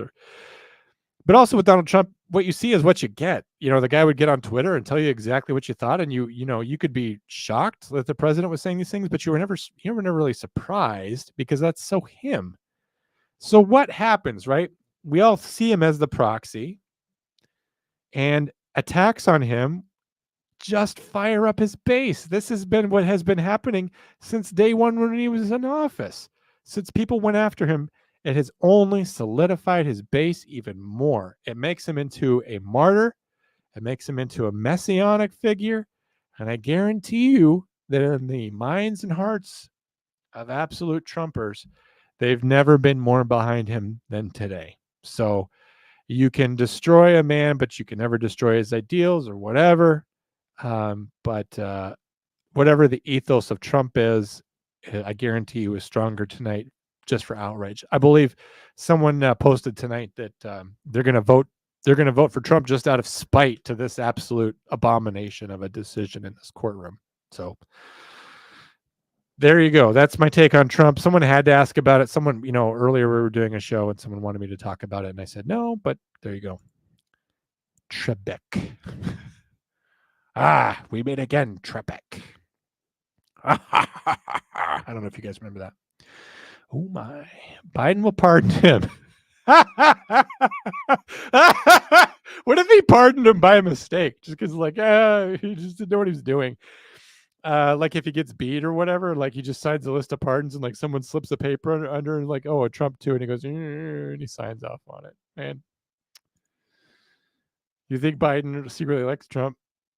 That would be funny. I care about you too, Will, to the extent that I'm required. My dad hates both and may not vote this year. I believe not voting is a form of voting. I've never been one of these guys that's been like, push out the vote. You know, how dare you deactivate yourself? I think it's your right as an American to deactivate yourself. I don't think it's the smartest thing to do for your country, but if you're not educated and you don't pursue the actual issues, and if you're not a deep thinker, you should throw your vote away. You should not vote, because our country was founded on like deep principles of philosophy and ideals that you cannot find in a meme. Okay, you need to be reading Adam Smith, The Wealth of Nations. You need to be reading Ayn Rand. You need to be reading the Federalist Papers. You need to be reading these documents and why they matter. And you also need to contextualize the United States as being a light of freedom in the world that is being extinguished. And these kinds of thoughts and understanding what kind of government we need to prosper, what kind of government we had, what kind of government we're getting, how big the government should be, how small the government should be. Don't make it about the little issues. Don't make it about what do I think about, abortion rights, or what do I think about taxation. It's ultimately about how big should your government be? How much should the government control you? How much should they take from you? How much of a say do they get in what you get? I know this is kind of a libertarian rant, but we're governing ourselves. How hard do we want to govern ourselves? Do we want to be a place of liberty, of freedom? At the same time, we're a culture that has demonstrated we're very irresponsible, and we take freedom as license, and we say, well, I'm a free American. I'm going to do whatever the hell I want. And we're very irresponsible with our freedom, and that's what has caused many laws to come down. Ultimately, Mike Huckabee said this, that our huge government and our many laws, our many, many laws, look at the tax code, look at the United States code, look at the codes for your city, your county, your state. He said that our big government and our many laws is ultimately an indictment on every single person, because we have failed to control ourselves. And I don't mean govern ourselves like go down to the city council, the county commission, but like a person, right? We don't treat our neighbor with respect. We don't treat that person the way we want to be treated, right? And every time we do that, every time we commit a wrong against one more person in a new and different way, in a way that hasn't been covered before, the response to that is, well, there ought to be a law against that. There ought to be a federal regulation about that. And all the permutations and exponential expressions of human behavior that happen billions and billions of times every day, a lot of it goes wrong because of the way we don't govern ourselves. And when we don't govern ourselves, someone else governs us for us, whether we go to prison or whether they create a new law. So the fact that we have a big government, the fact that we have a lot of laws, it's all an indictment and a condemnation on every single person in this country at the individual level. Like, I'm very much about individualism, individual responsibility. It's because we have let each other down. We have not restrained ourselves. We have not policed ourselves. We have not governed ourselves. And ultimately, a person's beyond a government's reach anyway. If you wanted to go out there tomorrow and shoot up a school tomorrow, the government would be all hapless to stop you. If you decided to do this tonight and to go do it in the morning, I mean, yes, school's out, but to do some atrocity like that, government couldn't stop you, but all we could do is react. And all we could do is restrain the freedom of many other people like you. You don't have to look at a massacre in a school for all those examples. You want to know where all of our laws come from about everything? It's because some asshole ruined it for the rest of us. And, what have you done that has caused someone else to lose a freedom? Because every time we pass a law, we're taking away somebody's freedom. More libertarian rants tonight. Drew says, I truly believe I want to go to sleep until after the new Civil War has been fought. truly believe I want to go to sleep until after. Oh, you don't want to be here? You don't want to be around for the nonsense? Yeah. I'm world weary. I'm not paying attention to any of it. People are asking me about it. I'm just like, well, whatever. It's been the same old story every single day for the past however many years, 8 years. They're trying to get him and they can't get him and they'll try again. How many times has he gone to court? You guys remember when he was booked into Fulton County with that absolute badass booking photo? That wasn't even the same criminal proceeding as this. And people that I know were like, well, he has nothing to worry about if he didn't do it. You just keep throwing shit at him until something sticks because you don't like him. It's a shame. Like Babylon Bee said today that the only thing Donald Trump is guilty of is being Donald Trump. And people are going to constantly go at him until he has no more political power left. And they don't realize that they're fueling his political power because they're idiots. I care about borders. My small town, same small town, John Mellencamp sang of is now Mexico. It's crazy.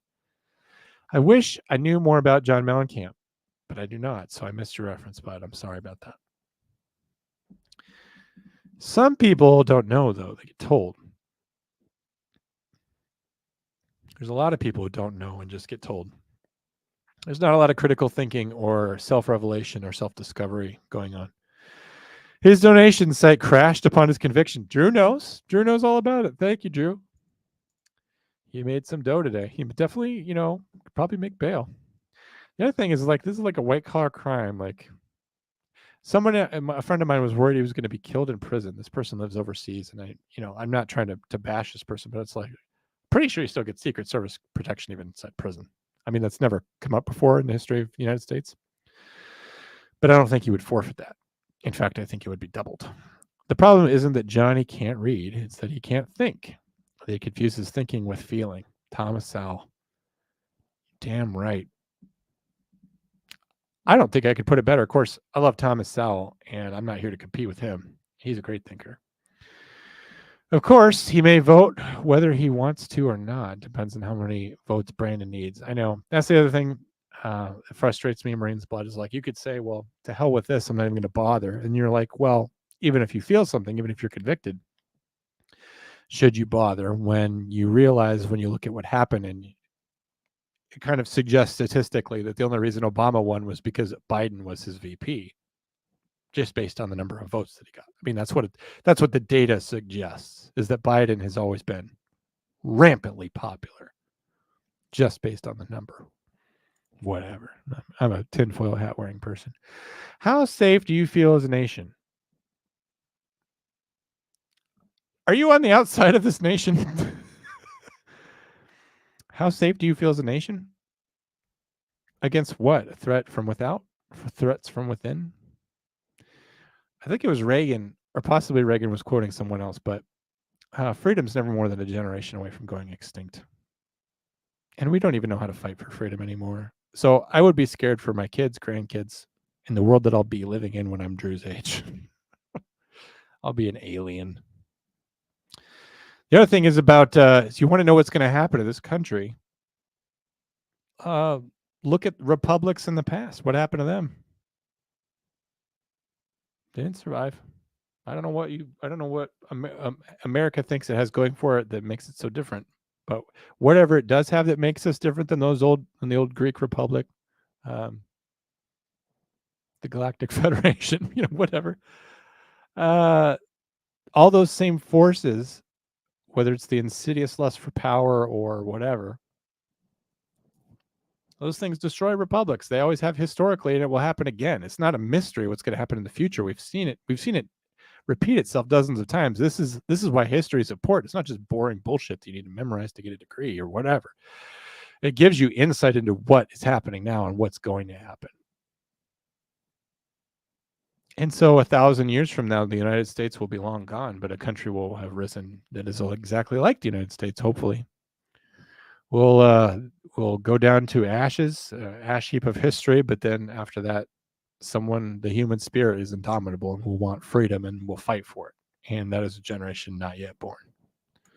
Wow, I'm really philosophical at this hour. I know the golden rule. I'm a Buddhist. Okay. I'm not picking a fight with you on that one. Don't think, but don't know, but don't want to mess up your fan base. And it could, unfortunately, with the way things are. I don't want to mess up my fan base. I'm not quite sure what you're saying. You're saying I don't think?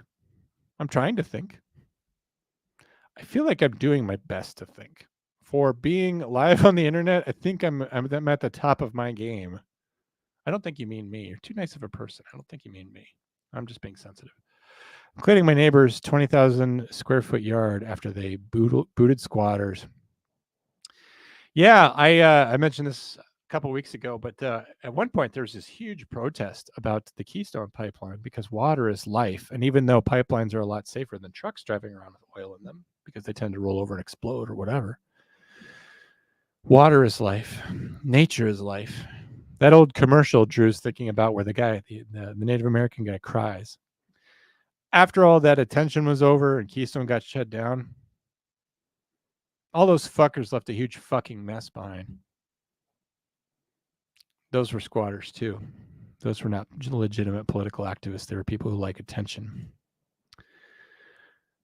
I'm a damn good neighbor, damn it. Yes, okay. The Libertarian Party is cringe as fuck, though. The thing is, did you know that the Libertarian Party is a contradiction? If you're a libertarian, the reason why they can't succeed is not because of the stupid decisions that they're making all the time. But as a libertarian, you're a staunch individualist, and so you cannot collaborate with others. And we tend not to be collectivist, right? We're individualists. How could you have a libertarian party? It's anathema to a libertarian to have someone that you're going to throw in with, because the whole point is that you want to be left alone. The mascot of the Libertarian Party is the porcupine, right? Leave me alone. Don't touch. Don't step on me. How do you throw into with a party of people who are not always going to be agreeing with you and yet asserting certain things about? And that's the thing too, is there's really no mainline libertarian, because you'll find libertarians who believe in individual property rights, like you should be able to copyright something, have a patent, and then you'll find some that don't believe in that at all. They believe in the true free market. There should be no regulation whatsoever. So there's a spectrum of libertarian thinking, and the problem is that when you try to put that into like what is the Libertarian Party's message, you don't tend to attract a lot of libertarians with it. So I don't know what the Libertarian Party is, other than like they're just attempting to like I don't even know. Like get Republicans who like to smoke weed. I don't know what they're trying to do. Libertarians are just soft Republicans. I have to disagree with you there on that, and I'll explain my thinking. Let me hear me out. And I think I can explain this.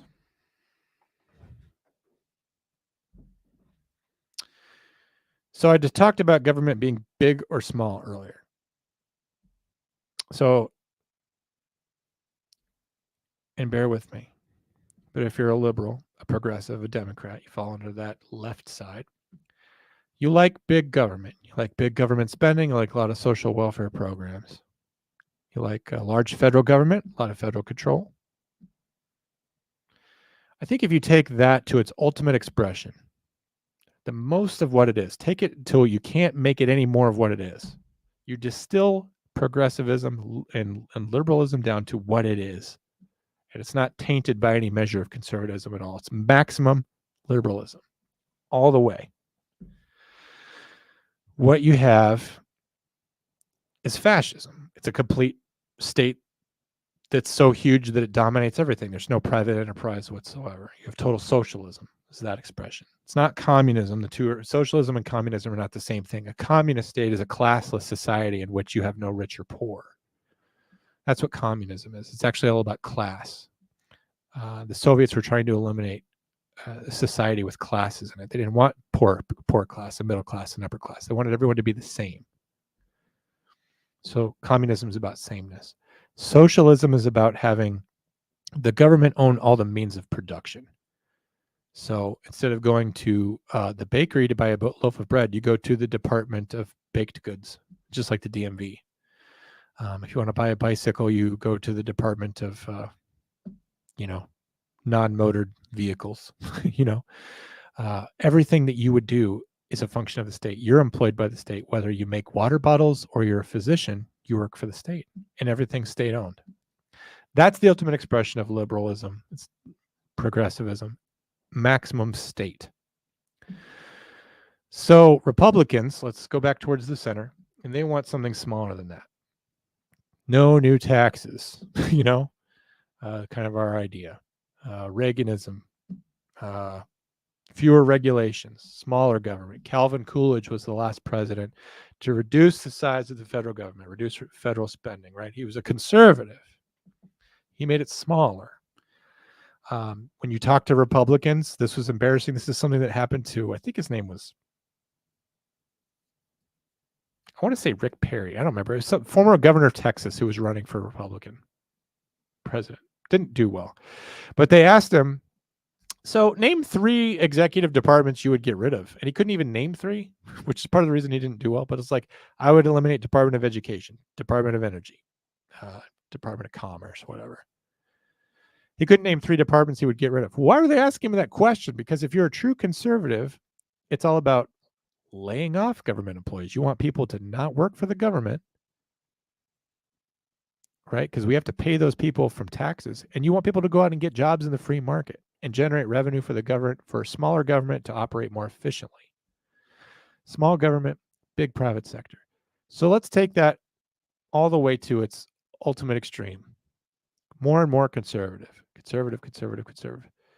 What you would ultimately get is the government would be so small that it wouldn't exist at all. And what we would call that would be anarchy, which is the opposite of socialism. Government so small there really is no government. And in an anarchist government, everyone would have maximum liberty because there would be no laws whatsoever. Everyone would be at liberty to do whatever they want. And I think that this is the ultimate expression of what libertarianism is in a sense. I think I'm conflating anarchy and libertarian politics a little bit, but those are kind of in the same wheelhouse. So you can't really say that libertarians are just soft Republicans, when what the libertarian ideology is more radical and more extreme than what Republicans want. Compared to Republicans, libertarians are very extreme and Republicans are more centrist. So I don't know how you could say they're soft Republicans. The problem is that a libertarian is divorced from the moral enforcement that Republicans have. Like we looked at Republicans of the 90s, and they were always enforcing censorship and family values and all this. The problem is that to a libertarian, when you enforce a family value, like say you wanted, say Republicans wanted to disallow bigamy. They believe that marriage should be between 2 people, whoever they are, just one person marrying one other person. A libertarian would actually be more extreme than that. They would say, well, why can't we have bigamy? What interest is it of the government? Why are you enforcing this contract? How can the state even be involved in contracts between 2 people? Love is love. Why can't a whole commune of people get married? Why can't they have that contract if they want to have it? What interest is it of the government? So in that sense, libertarians are more extreme. A libertarian is more likely to be caring less about the moral welfare of a country in favor of individual liberty. So I don't think that libertarians are soft Republicans. You are free to disagree. That's just how I've always viewed the spectrum.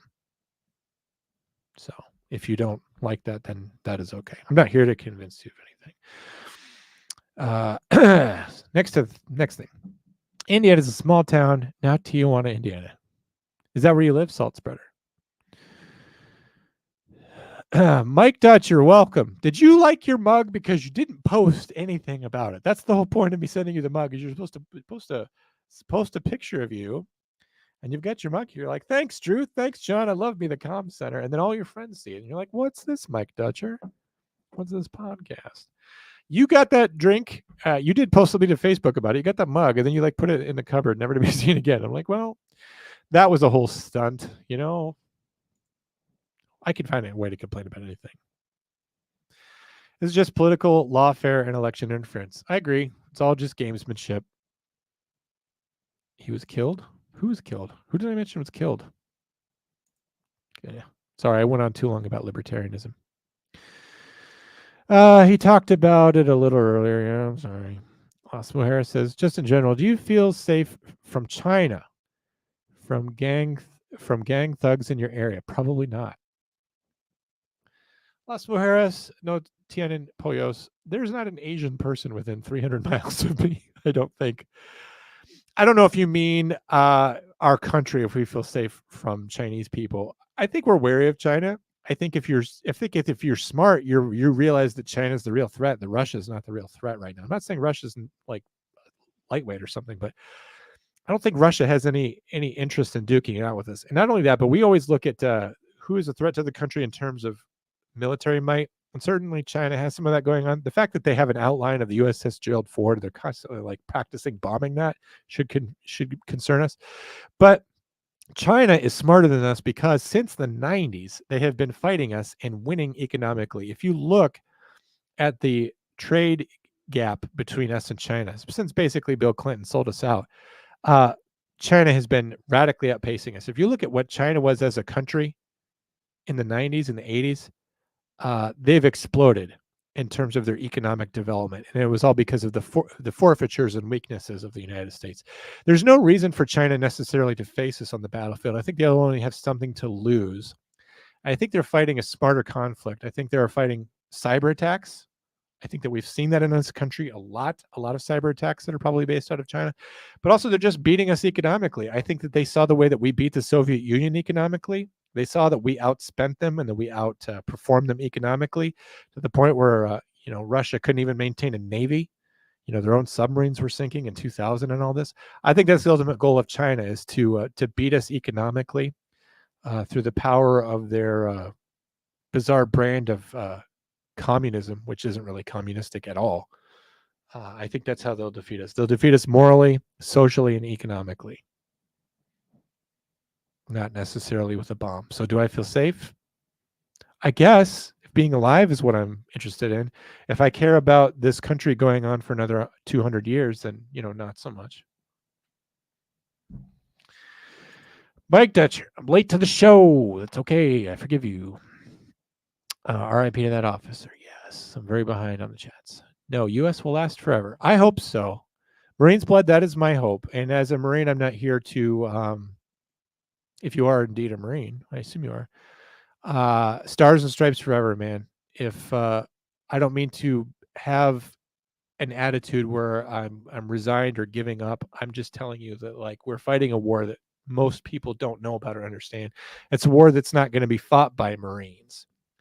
If indeed someday we have an invasion or some sort of direct military engagement, I believe in the power of the United States Marines to do a good job. But we're losing, like I said, we're losing this war on a cultural front, morally, socially, economically. Those are not battles that Marines were built to fight. Were they? With politics is what I meant, John. John gets all kerfuffled sometimes with this advanced chat crew. You guys are on another level. You guys ask me questions that will make me go on for like 10 minutes. And probably make me go on 10 minutes too long. Go to dip. Have a great night, guys. Good night, John. Goodbye, Cupcakes. Enter Chase. Welcome, Chase, to the chat. Here to replace Cupcakes. Sorry, I was moving a shed, and I thought, and in a way that make DOT officer's handbook catch fire. Rules are all just made up, Chase. And the DOT, come on. Saltsburger says, I'm conservative, not Republican, not lib, not Dem.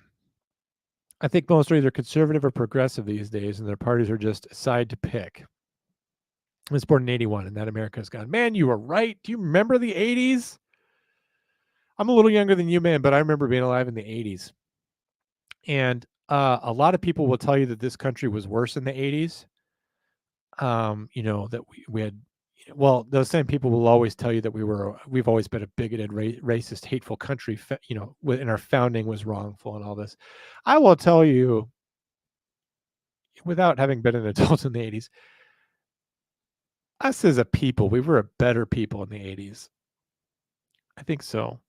Maybe our TV wasn't as good, but I think we were a better people in the 80s. Maybe it's just romanticism for the past. Maybe it's because I've been so unhappy the last few years that I wish I could return to the 80s just to see what it was like, just to relive that nostalgia, that deep, deep nostalgia. But I don't have time travel, so I don't have a choice. But that country that you were born into is gone.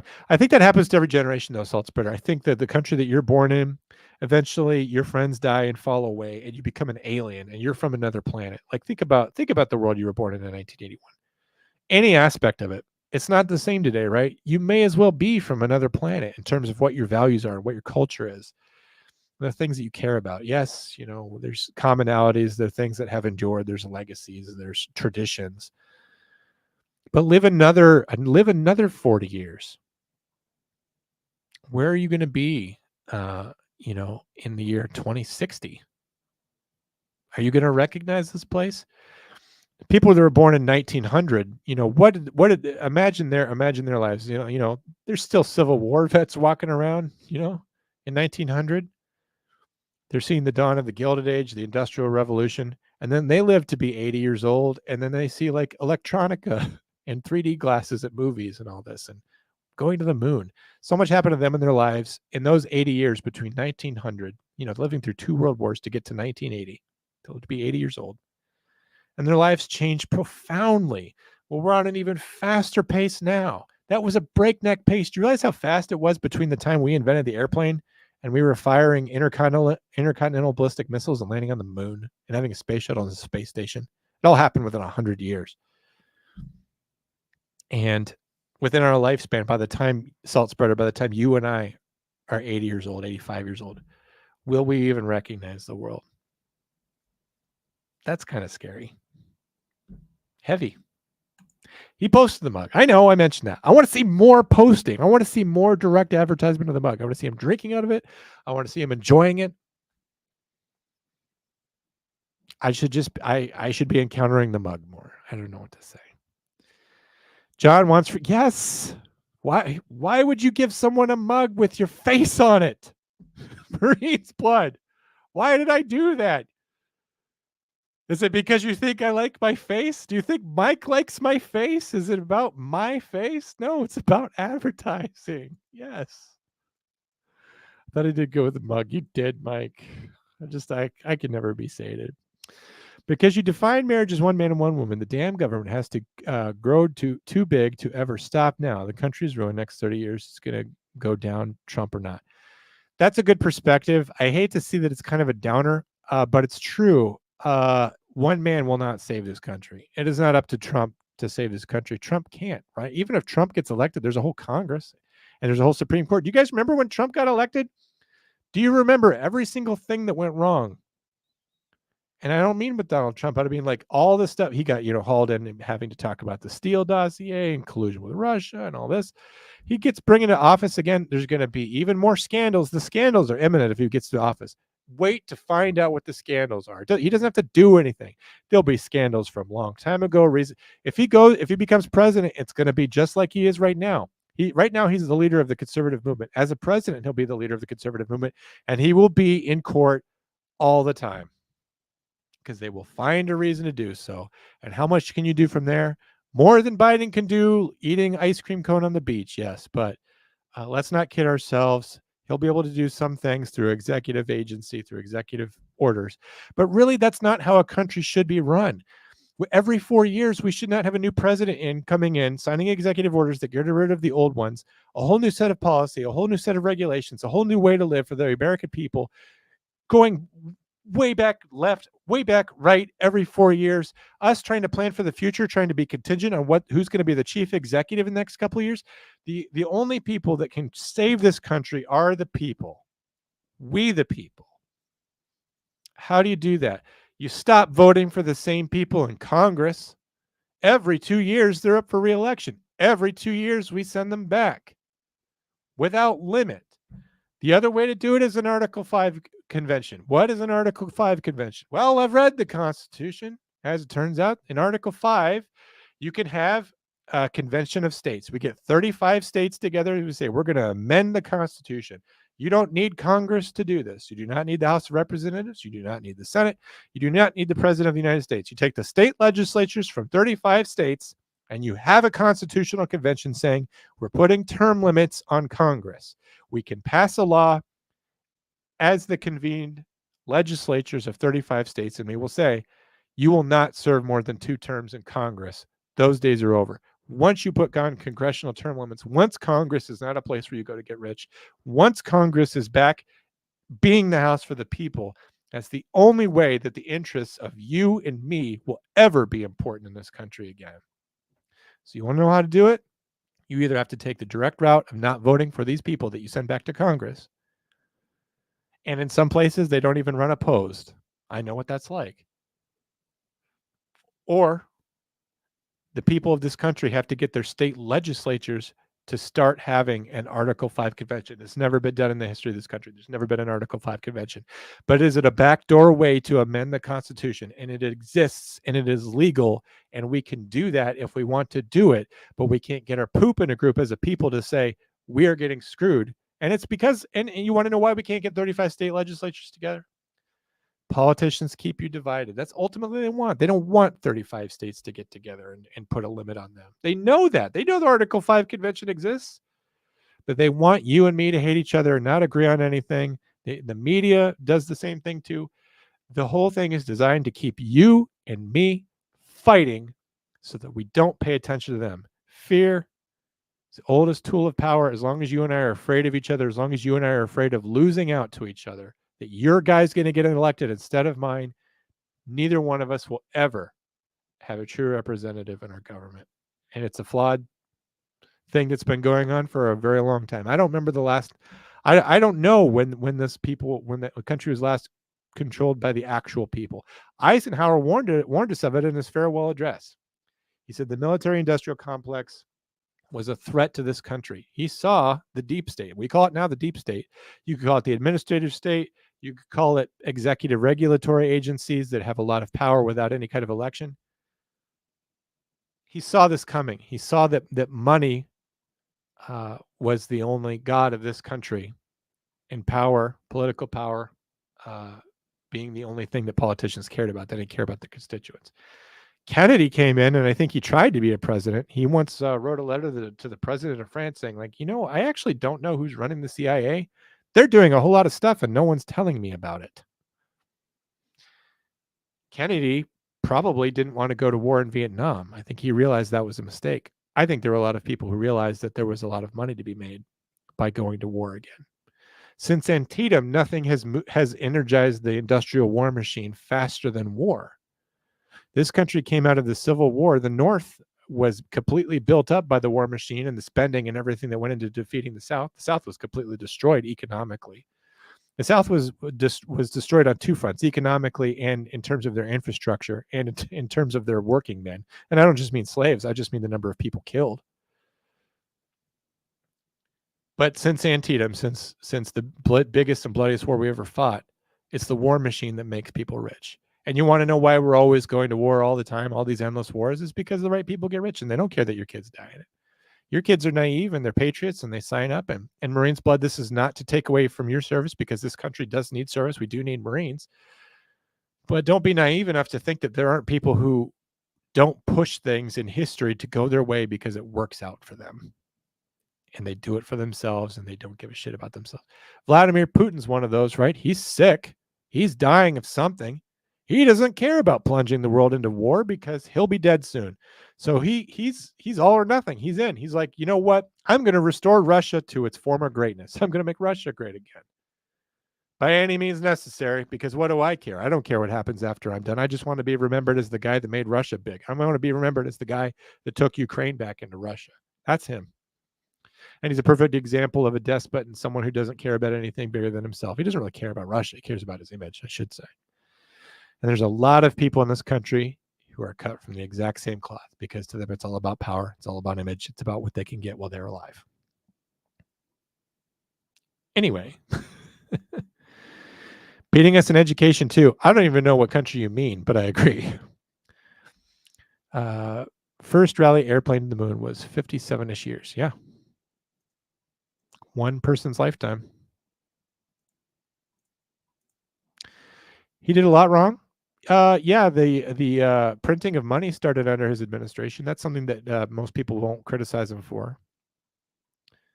The left wanted to print twice as much, but he was not the most conservative president we've ever had. But like, in some ways, like, Obama was more conservative. Obama deported 3 million people, and Obama didn't close Guantanamo Bay like he said he would. And Obama blew up hospitals with cluster bombs, and he was this real war hawkish guy. He was almost like a neoconservative, almost socially very liberal, but his overseas policy was interesting. But this statement just saying Trump did all that wrong. Every chief executive is going to do things wrong, and every chief executive is going to make mistakes, and every chief executive is going to be put into a dilemma, right? When we're talking about the fate of a people, somebody's going to lose in every decision. There's no decision that's right for everybody. All right. But a lot right. Okay, Will. Agreed, John. Crazy time to be alive. If you haven't watched Joe Rogan, Terrence Howard interview, it's deep and very interesting. I don't watch Joe Rogan, but I've only watched one episode, and it was one he did with RFK Jr. And Joe Rogan's interesting. I'll say that. Well, there was a warning on the mug. Painted in lead paint, do not drink from it. But John wrote, don't worry about that. Just more flavor. Mike, you posted what I actually wrote on the bottom. So there you go. Brilliant, John. Article 5. I haven't read it. Most probably haven't. It's the deep, deep bottom part of the Constitution. There's 4 other articles before it that are hard to get through. We have grown too fast for our own good. Money is the root, and evil is inevitable. Yeah, money is the root of all evil. Agree with that. That's the other thing too, is that our country is too big. There's too many people here. And I'm not saying, well, this is an immigration issue. I just think that our country is too big for anyone to really be represented. I believe in small government, right? Well, if you're a big country, how do you have a small government? And this sounds crazy, but it's like maybe you make the country smaller. Call it good at the Mississippi. Maybe just let California go do their own thing. The problem is that if you actually let California secede, it would do tremendous damage to the United States. Like, think about like this bridge breaking down or being destroyed in Baltimore. And we talked about how that would affect everything in terms of shipping because this one port handles so much traffic. You have any idea how much commerce goes through California? International commerce with the rest of the world. Look at some of the way that countries are. Look at the country of Chile. Look at the way that it is geographically. It's all laid out along the coast because Chile having access to the ocean economically is so important. This is the case with a lot of countries. Look at the way that they're shaped. Look at the state of Ohio. Look at the way that Ohio kind of has a weird border with Lake Michigan. It's because Ohio wants access to Lake Michigan for commerce. So you can't really just say, well, get rid of California and we'll be fine, because you're giving up a lot of commerce to another country when you do that. Admittedly, we'd probably be closely allied with the Republic of California, but we would lose out on a lot economically if all of a sudden, our Pacific access to commerce, ocean-going commerce, was now down to Oregon and Washington. So as much as you might want to like divide the country, there's like a lot of economic things that would happen because of that. Ultimately, we won't be divided because of the way the Senate works. You ever wonder why the Civil War happened? It was because every time we were adding states, we had to decide whether those new states were free or slave. And I know you think that was like a moral decision, right? Like, will Missouri be a slave state or will Texas be a slave state? Well, then, the North is like, none of them should be slave states because slavery is immoral. You have to remember, too, that every time we add a state, we add 2 senators. So every time we added a state, we were changing the balance of power in Congress. So if you're going to subtract states, it's going to change the balance of power in Congress. And if you're doing that, what you're doing is ultimately you're upsetting the status quo. And what's going on in the status quo right now? You want to know why things don't change? It's not just because of Article 5, getting that together. It's not just because of no term limits. The status quo is making all the people in power very rich, and it's maintaining their power. Why would anyone who is rich and powerful want to change the system that made them rich and powerful? It's a conflict of interest. So you'll never see any serious talks about secession. We've seen things like this recently, California dividing in half, the state of Jefferson seceding from Oregon or Washington. It ultimately never happened because of the way that it affects national and federal politics. The balances of power must be maintained for the status quo, because right or left, Republican or Democrat, all of these people are greasing each other's palms. All of them are making each other very wealthy. And that wealth and that personal power and that personal benefit comes before you. Anyway, it was that way when I first joined. If I didn't, I probably wouldn't have realized that point, John. I don't mean to pick a fight with you, Marines, and you've got your flag right there. And believe me, I've got that same flag at my house. I believe in the ideals of the Constitution. I'm not going to compare myself to you and the commitment you've made, but I like the words like to uphold, defend the Constitution against all enemies, foreign and domestic. Those words are in my heart. You know, I'm not a Marine. I'm not a tough ass like you, but that's in me too. That I feel like defending the Constitution against enemies, foreign and domestic. And I'm more worried about the domestic enemies. So I'm not a Marine, but we believe in a lot of the same things. You as a young recruit. Seed Spreader, the Terrence Howard episode is amazing. Ramblings of a Madman. Terrence Howard is a little bit nuts. I mean, he did get thrown off of Iron Man. It's hard when 3 letters run things. Those are the executive agencies I mentioned. Whether it's the 3-letter law enforcement agencies or just the Department of Energy. Why the fuck does that exist? Jimmy Carter. On a side note, it's not money that's evil. It's the love of money. Yes, you're correct. Essentially making it your God. That is an important distinction to make. There's nothing wrong with money as an economic engine. Jesus was not a communist. He was not saying we need to go to a moneyless society, a cashless society. He was not advocating that. He was saying if you make your life about money, you essentially have an idol. You have something else that you care about other than God, or something you care about other than your neighbor. And so, yes, it's an important distinction to make. A lot of people will say money is the root of all evil. And then people just agree, and they know what they mean. But then you're like, do you mean that money is the root of all evil? Should we get rid of money? And no, it's the love of money. So thank you, Marines Blood. Important distinction to make, and very biblically accurate. If you want to get rid of California, I know it's shit, but don't leave me. You got to jump over the line into Nevada before it's too late. Speaking of borders, the town I live in is a super weird border with the town next to us because individual farms got to decide to be city or not. Maybe the border looked like Swiss cheese. I think that happens more often than you think. There's some weird wonky borders where I am too. There's literally where I live, Will, there's the city line exists, and then there's this weird like little island of county where it's like a square. And it's not city property, but it's city on all sides. Like if you're standing there, you're on county, but any direction you walk directly to the city limits.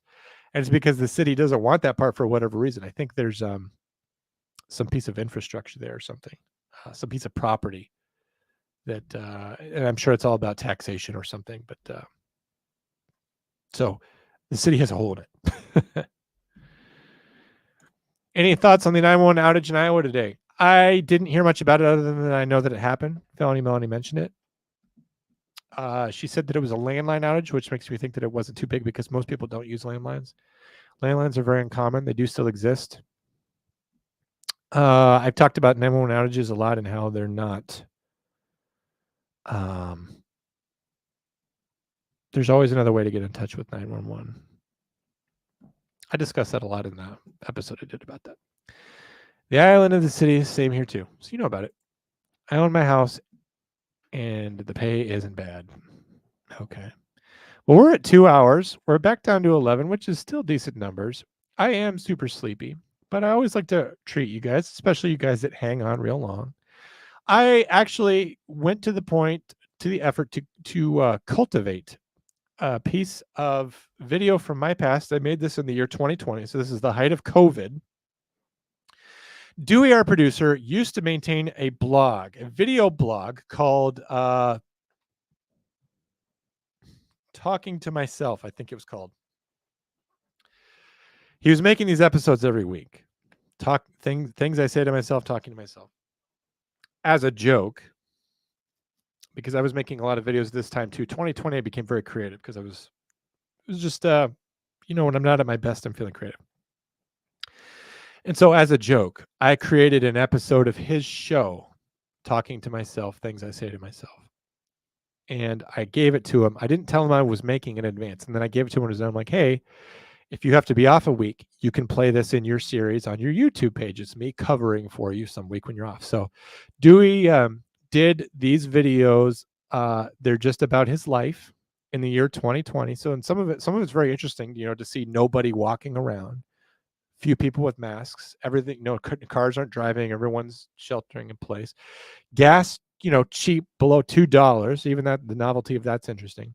But it's a very interesting time in life. And to be honest, I cut out a lot of the COVID content because just a lot of it's not relevant anymore. Hearing me rant about how masks is like some sort of delusion about self-control and all this, you guys aren't interested in that. Here's the downside of this. You get the upside first. You get a peek into what my life is like, because this is footage of me from a week of my life in the year 2020. My life is very different now. I moved, case in point. You get to see a little bit of what my life is generally like. The sound quality is bad because I don't have a microphone at this point. I'm literally using a camcorder and the stock microphone in there. But I think it's okay. I did edit it. I did make it just for you guys, just to watch this week. So with no more ado, I'm going to show you an episode of Talking to Myself. But this is the episode that I made. So I'm going to drop away and then let it play.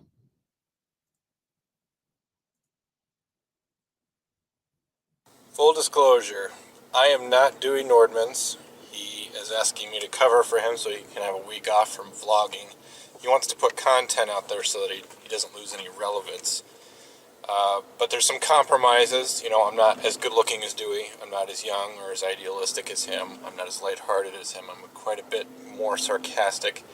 But I'll do the best I can to kind of keep things lighthearted this week so that you don't miss him too much. Definite upside is that, he listens to like this really obscure music that nobody liked. I mean, it's current, but nobody likes it.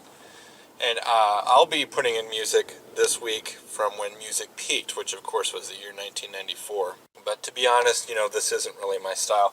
When I make videos, I make them about, me exercising and in black and white and having this weird guy talk about facts about life, weird facts about life. And there's guitar strumming. Taken charge of the world.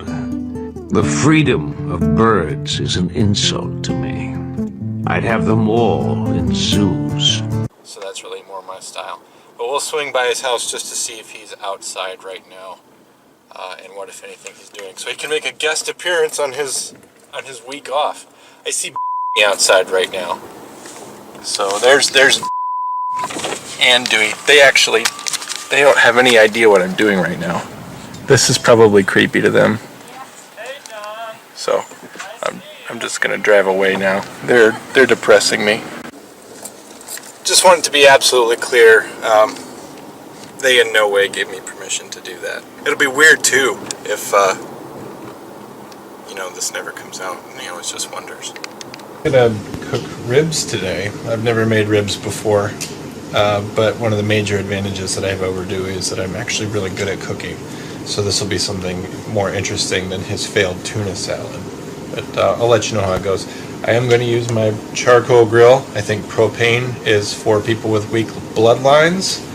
I do get it started electrically though, so my bloodline's not terribly strong. Got the charcoals going. We're going to have water in the pan in the middle. Probably put some wood chips in there for some smoke later, and we'll get that started. And then the ribs will smoke over indirect heat for hours and hours. You writing this down, Dewey? Dewey has a workbench in his basement where he fixes his drums. I don't have that. I have mine out in the garage, and I just have a lot of sockets. Something else that Dewey would do is probably show you that he's doing something. So I'm going to take the mower out of the box and put that together. Okay, there are a lot of manuals here. Operator's manuals, instruction manuals. I glanced over a lot of that, and I found all the pieces and I put them together, and I think they all make sense. I put oil in it, I'm going to put gas in it and see what we get. I have to wonder if that puff of smoke was supposed to happen. Probably. Okay, so it's hours later. Smoke coming out of there. Oh, perfect. Oh, wonderful. You say you don't like that? Well, you're a liar. And I made these. I made them all by myself without any help.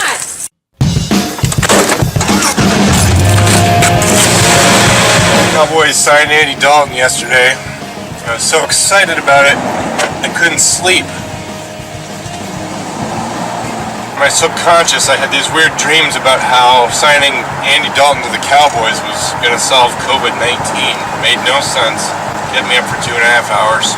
I'm on my way to church now where I do sound stuff for Dewey, so this will be another occasion in which my life overlaps with his. Dewey just sort of buzzes around telling people to do things and, you know, doing little things on his drums.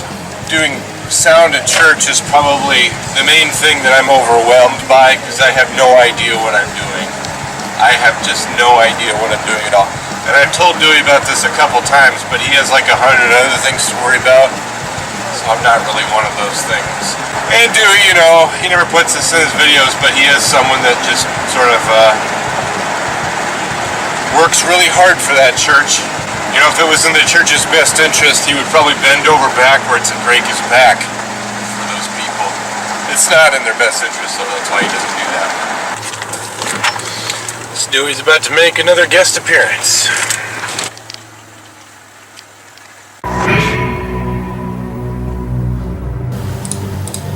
So,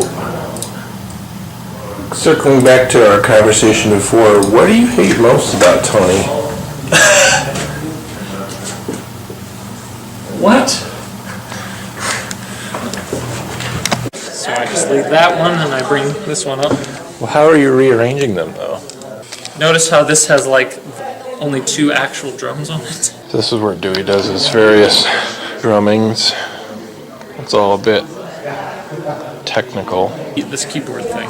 I just left it. I'm not using it this week, but like both our guitar players probably not gonna have it for a while, so it's easier to see me. Yeah, I thought it was a vanity thing that you wanted to be up front and not be behind, you know, Emily or whoever sits here. No, That you wanted to be the star of the show, that this, you know, this is your first chance to go worldwide, and you're the face of the band. It's okay. You're easily the best looking one of us. I mean, if that was the truth, I'd put the drums in the front and the middle, and the vocals be shoved in this corner. I know, but you can't do that the first week. You have to like go to an intermittent stage where like you have like drums in the back and then on the side. Shocking your ego. You know, Dewey's a very good guy and he doesn't deserve the spooky music that I used to introduce him.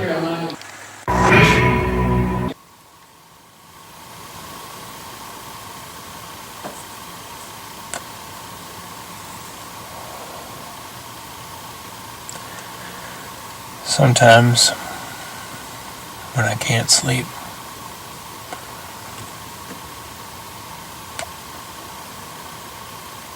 and I'm thinking about Dewey, come out here.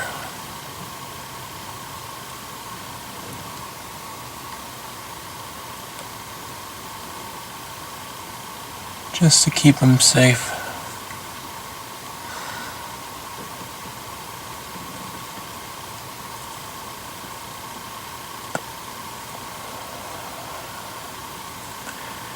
Make sure there's no creeps hanging around the neighborhood.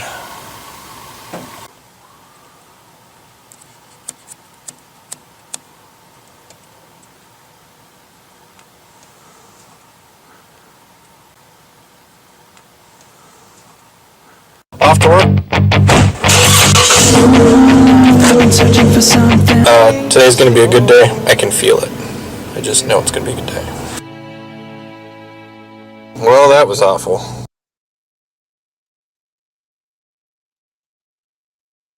All right, that was the heavily edited version of that. You could tell there was quite a bit cut out. Some of you liked it, many of you did not. But it cannot be undone. I got no super chats tonight. What do I say about that? All right, I'll handle the last year comments, and I'm going to go to bed. Oh, this is great. Keep it up, John. Gonna get where you want to be. It's great someday. Great talent. Thanks. You know, I used to do this more before I was a podcaster. I made lots of stuff. Maybe you'll see more of it here, just because every week I have to do this, and I think, like, you know, it's nice to show them, you know, something else that I've made pre podcast, John. That was 2020, John. None of you even known 2020, John.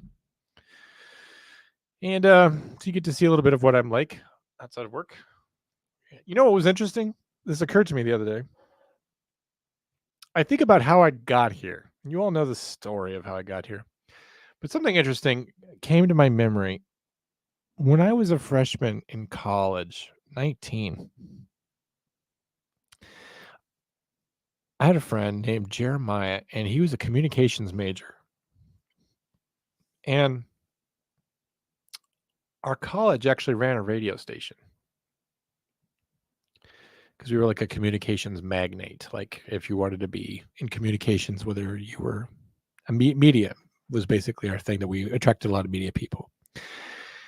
As a freshman, he had a radio show like at night or something, and he asked me to be on it. So when I was 19, this guy who I only knew for a short time, he thought I was so hilarious. He wanted me to be on a radio show. And I remember balking at him, thinking like, yeah, no, I'm way too shy to ever do that. I would never be on the radio. And ultimately, I didn't give it much thought because I had to work at night. Like, I had to go to work at Target when the show was on. But wherever you are, Jeremiah, suck on this. I'm a big deal now. Thank you, Drew. Never mind that just got broken up into 3 or 4 pieces. And that YouTube literally just used 20% of that to make sure that an Article 5 convention never happens. All right, guys, I'm hungry. I'm tired. I only slept like 5 hours last night, and I've been here this entire time doing this for 2 hours and 18 minutes. It was a good show. Thank you for the good turnout. We will catch you all back here on Monday. I've got plenty of memes to share with you guys. Remember, wherever you go, I'm in here. I'm inside your lungs. I'm inside your heart, choking the chambers, keeping them from working in proper order. I'm always with you. On behalf of Drew, my better, bigger, and stronger, richer half, I bid you all good night. It's been a real pleasure chatting with you all. You got some good conversation out of me tonight. Thank you for those who called in. Thank you to those who gave. Thank you, Drew. Literally one. Appreciate you.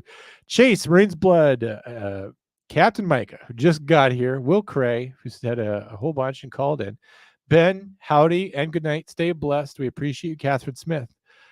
Thanks for dropping in. I didn't say much, but I appreciate that you're here. Mike Dutcher, appreciate you.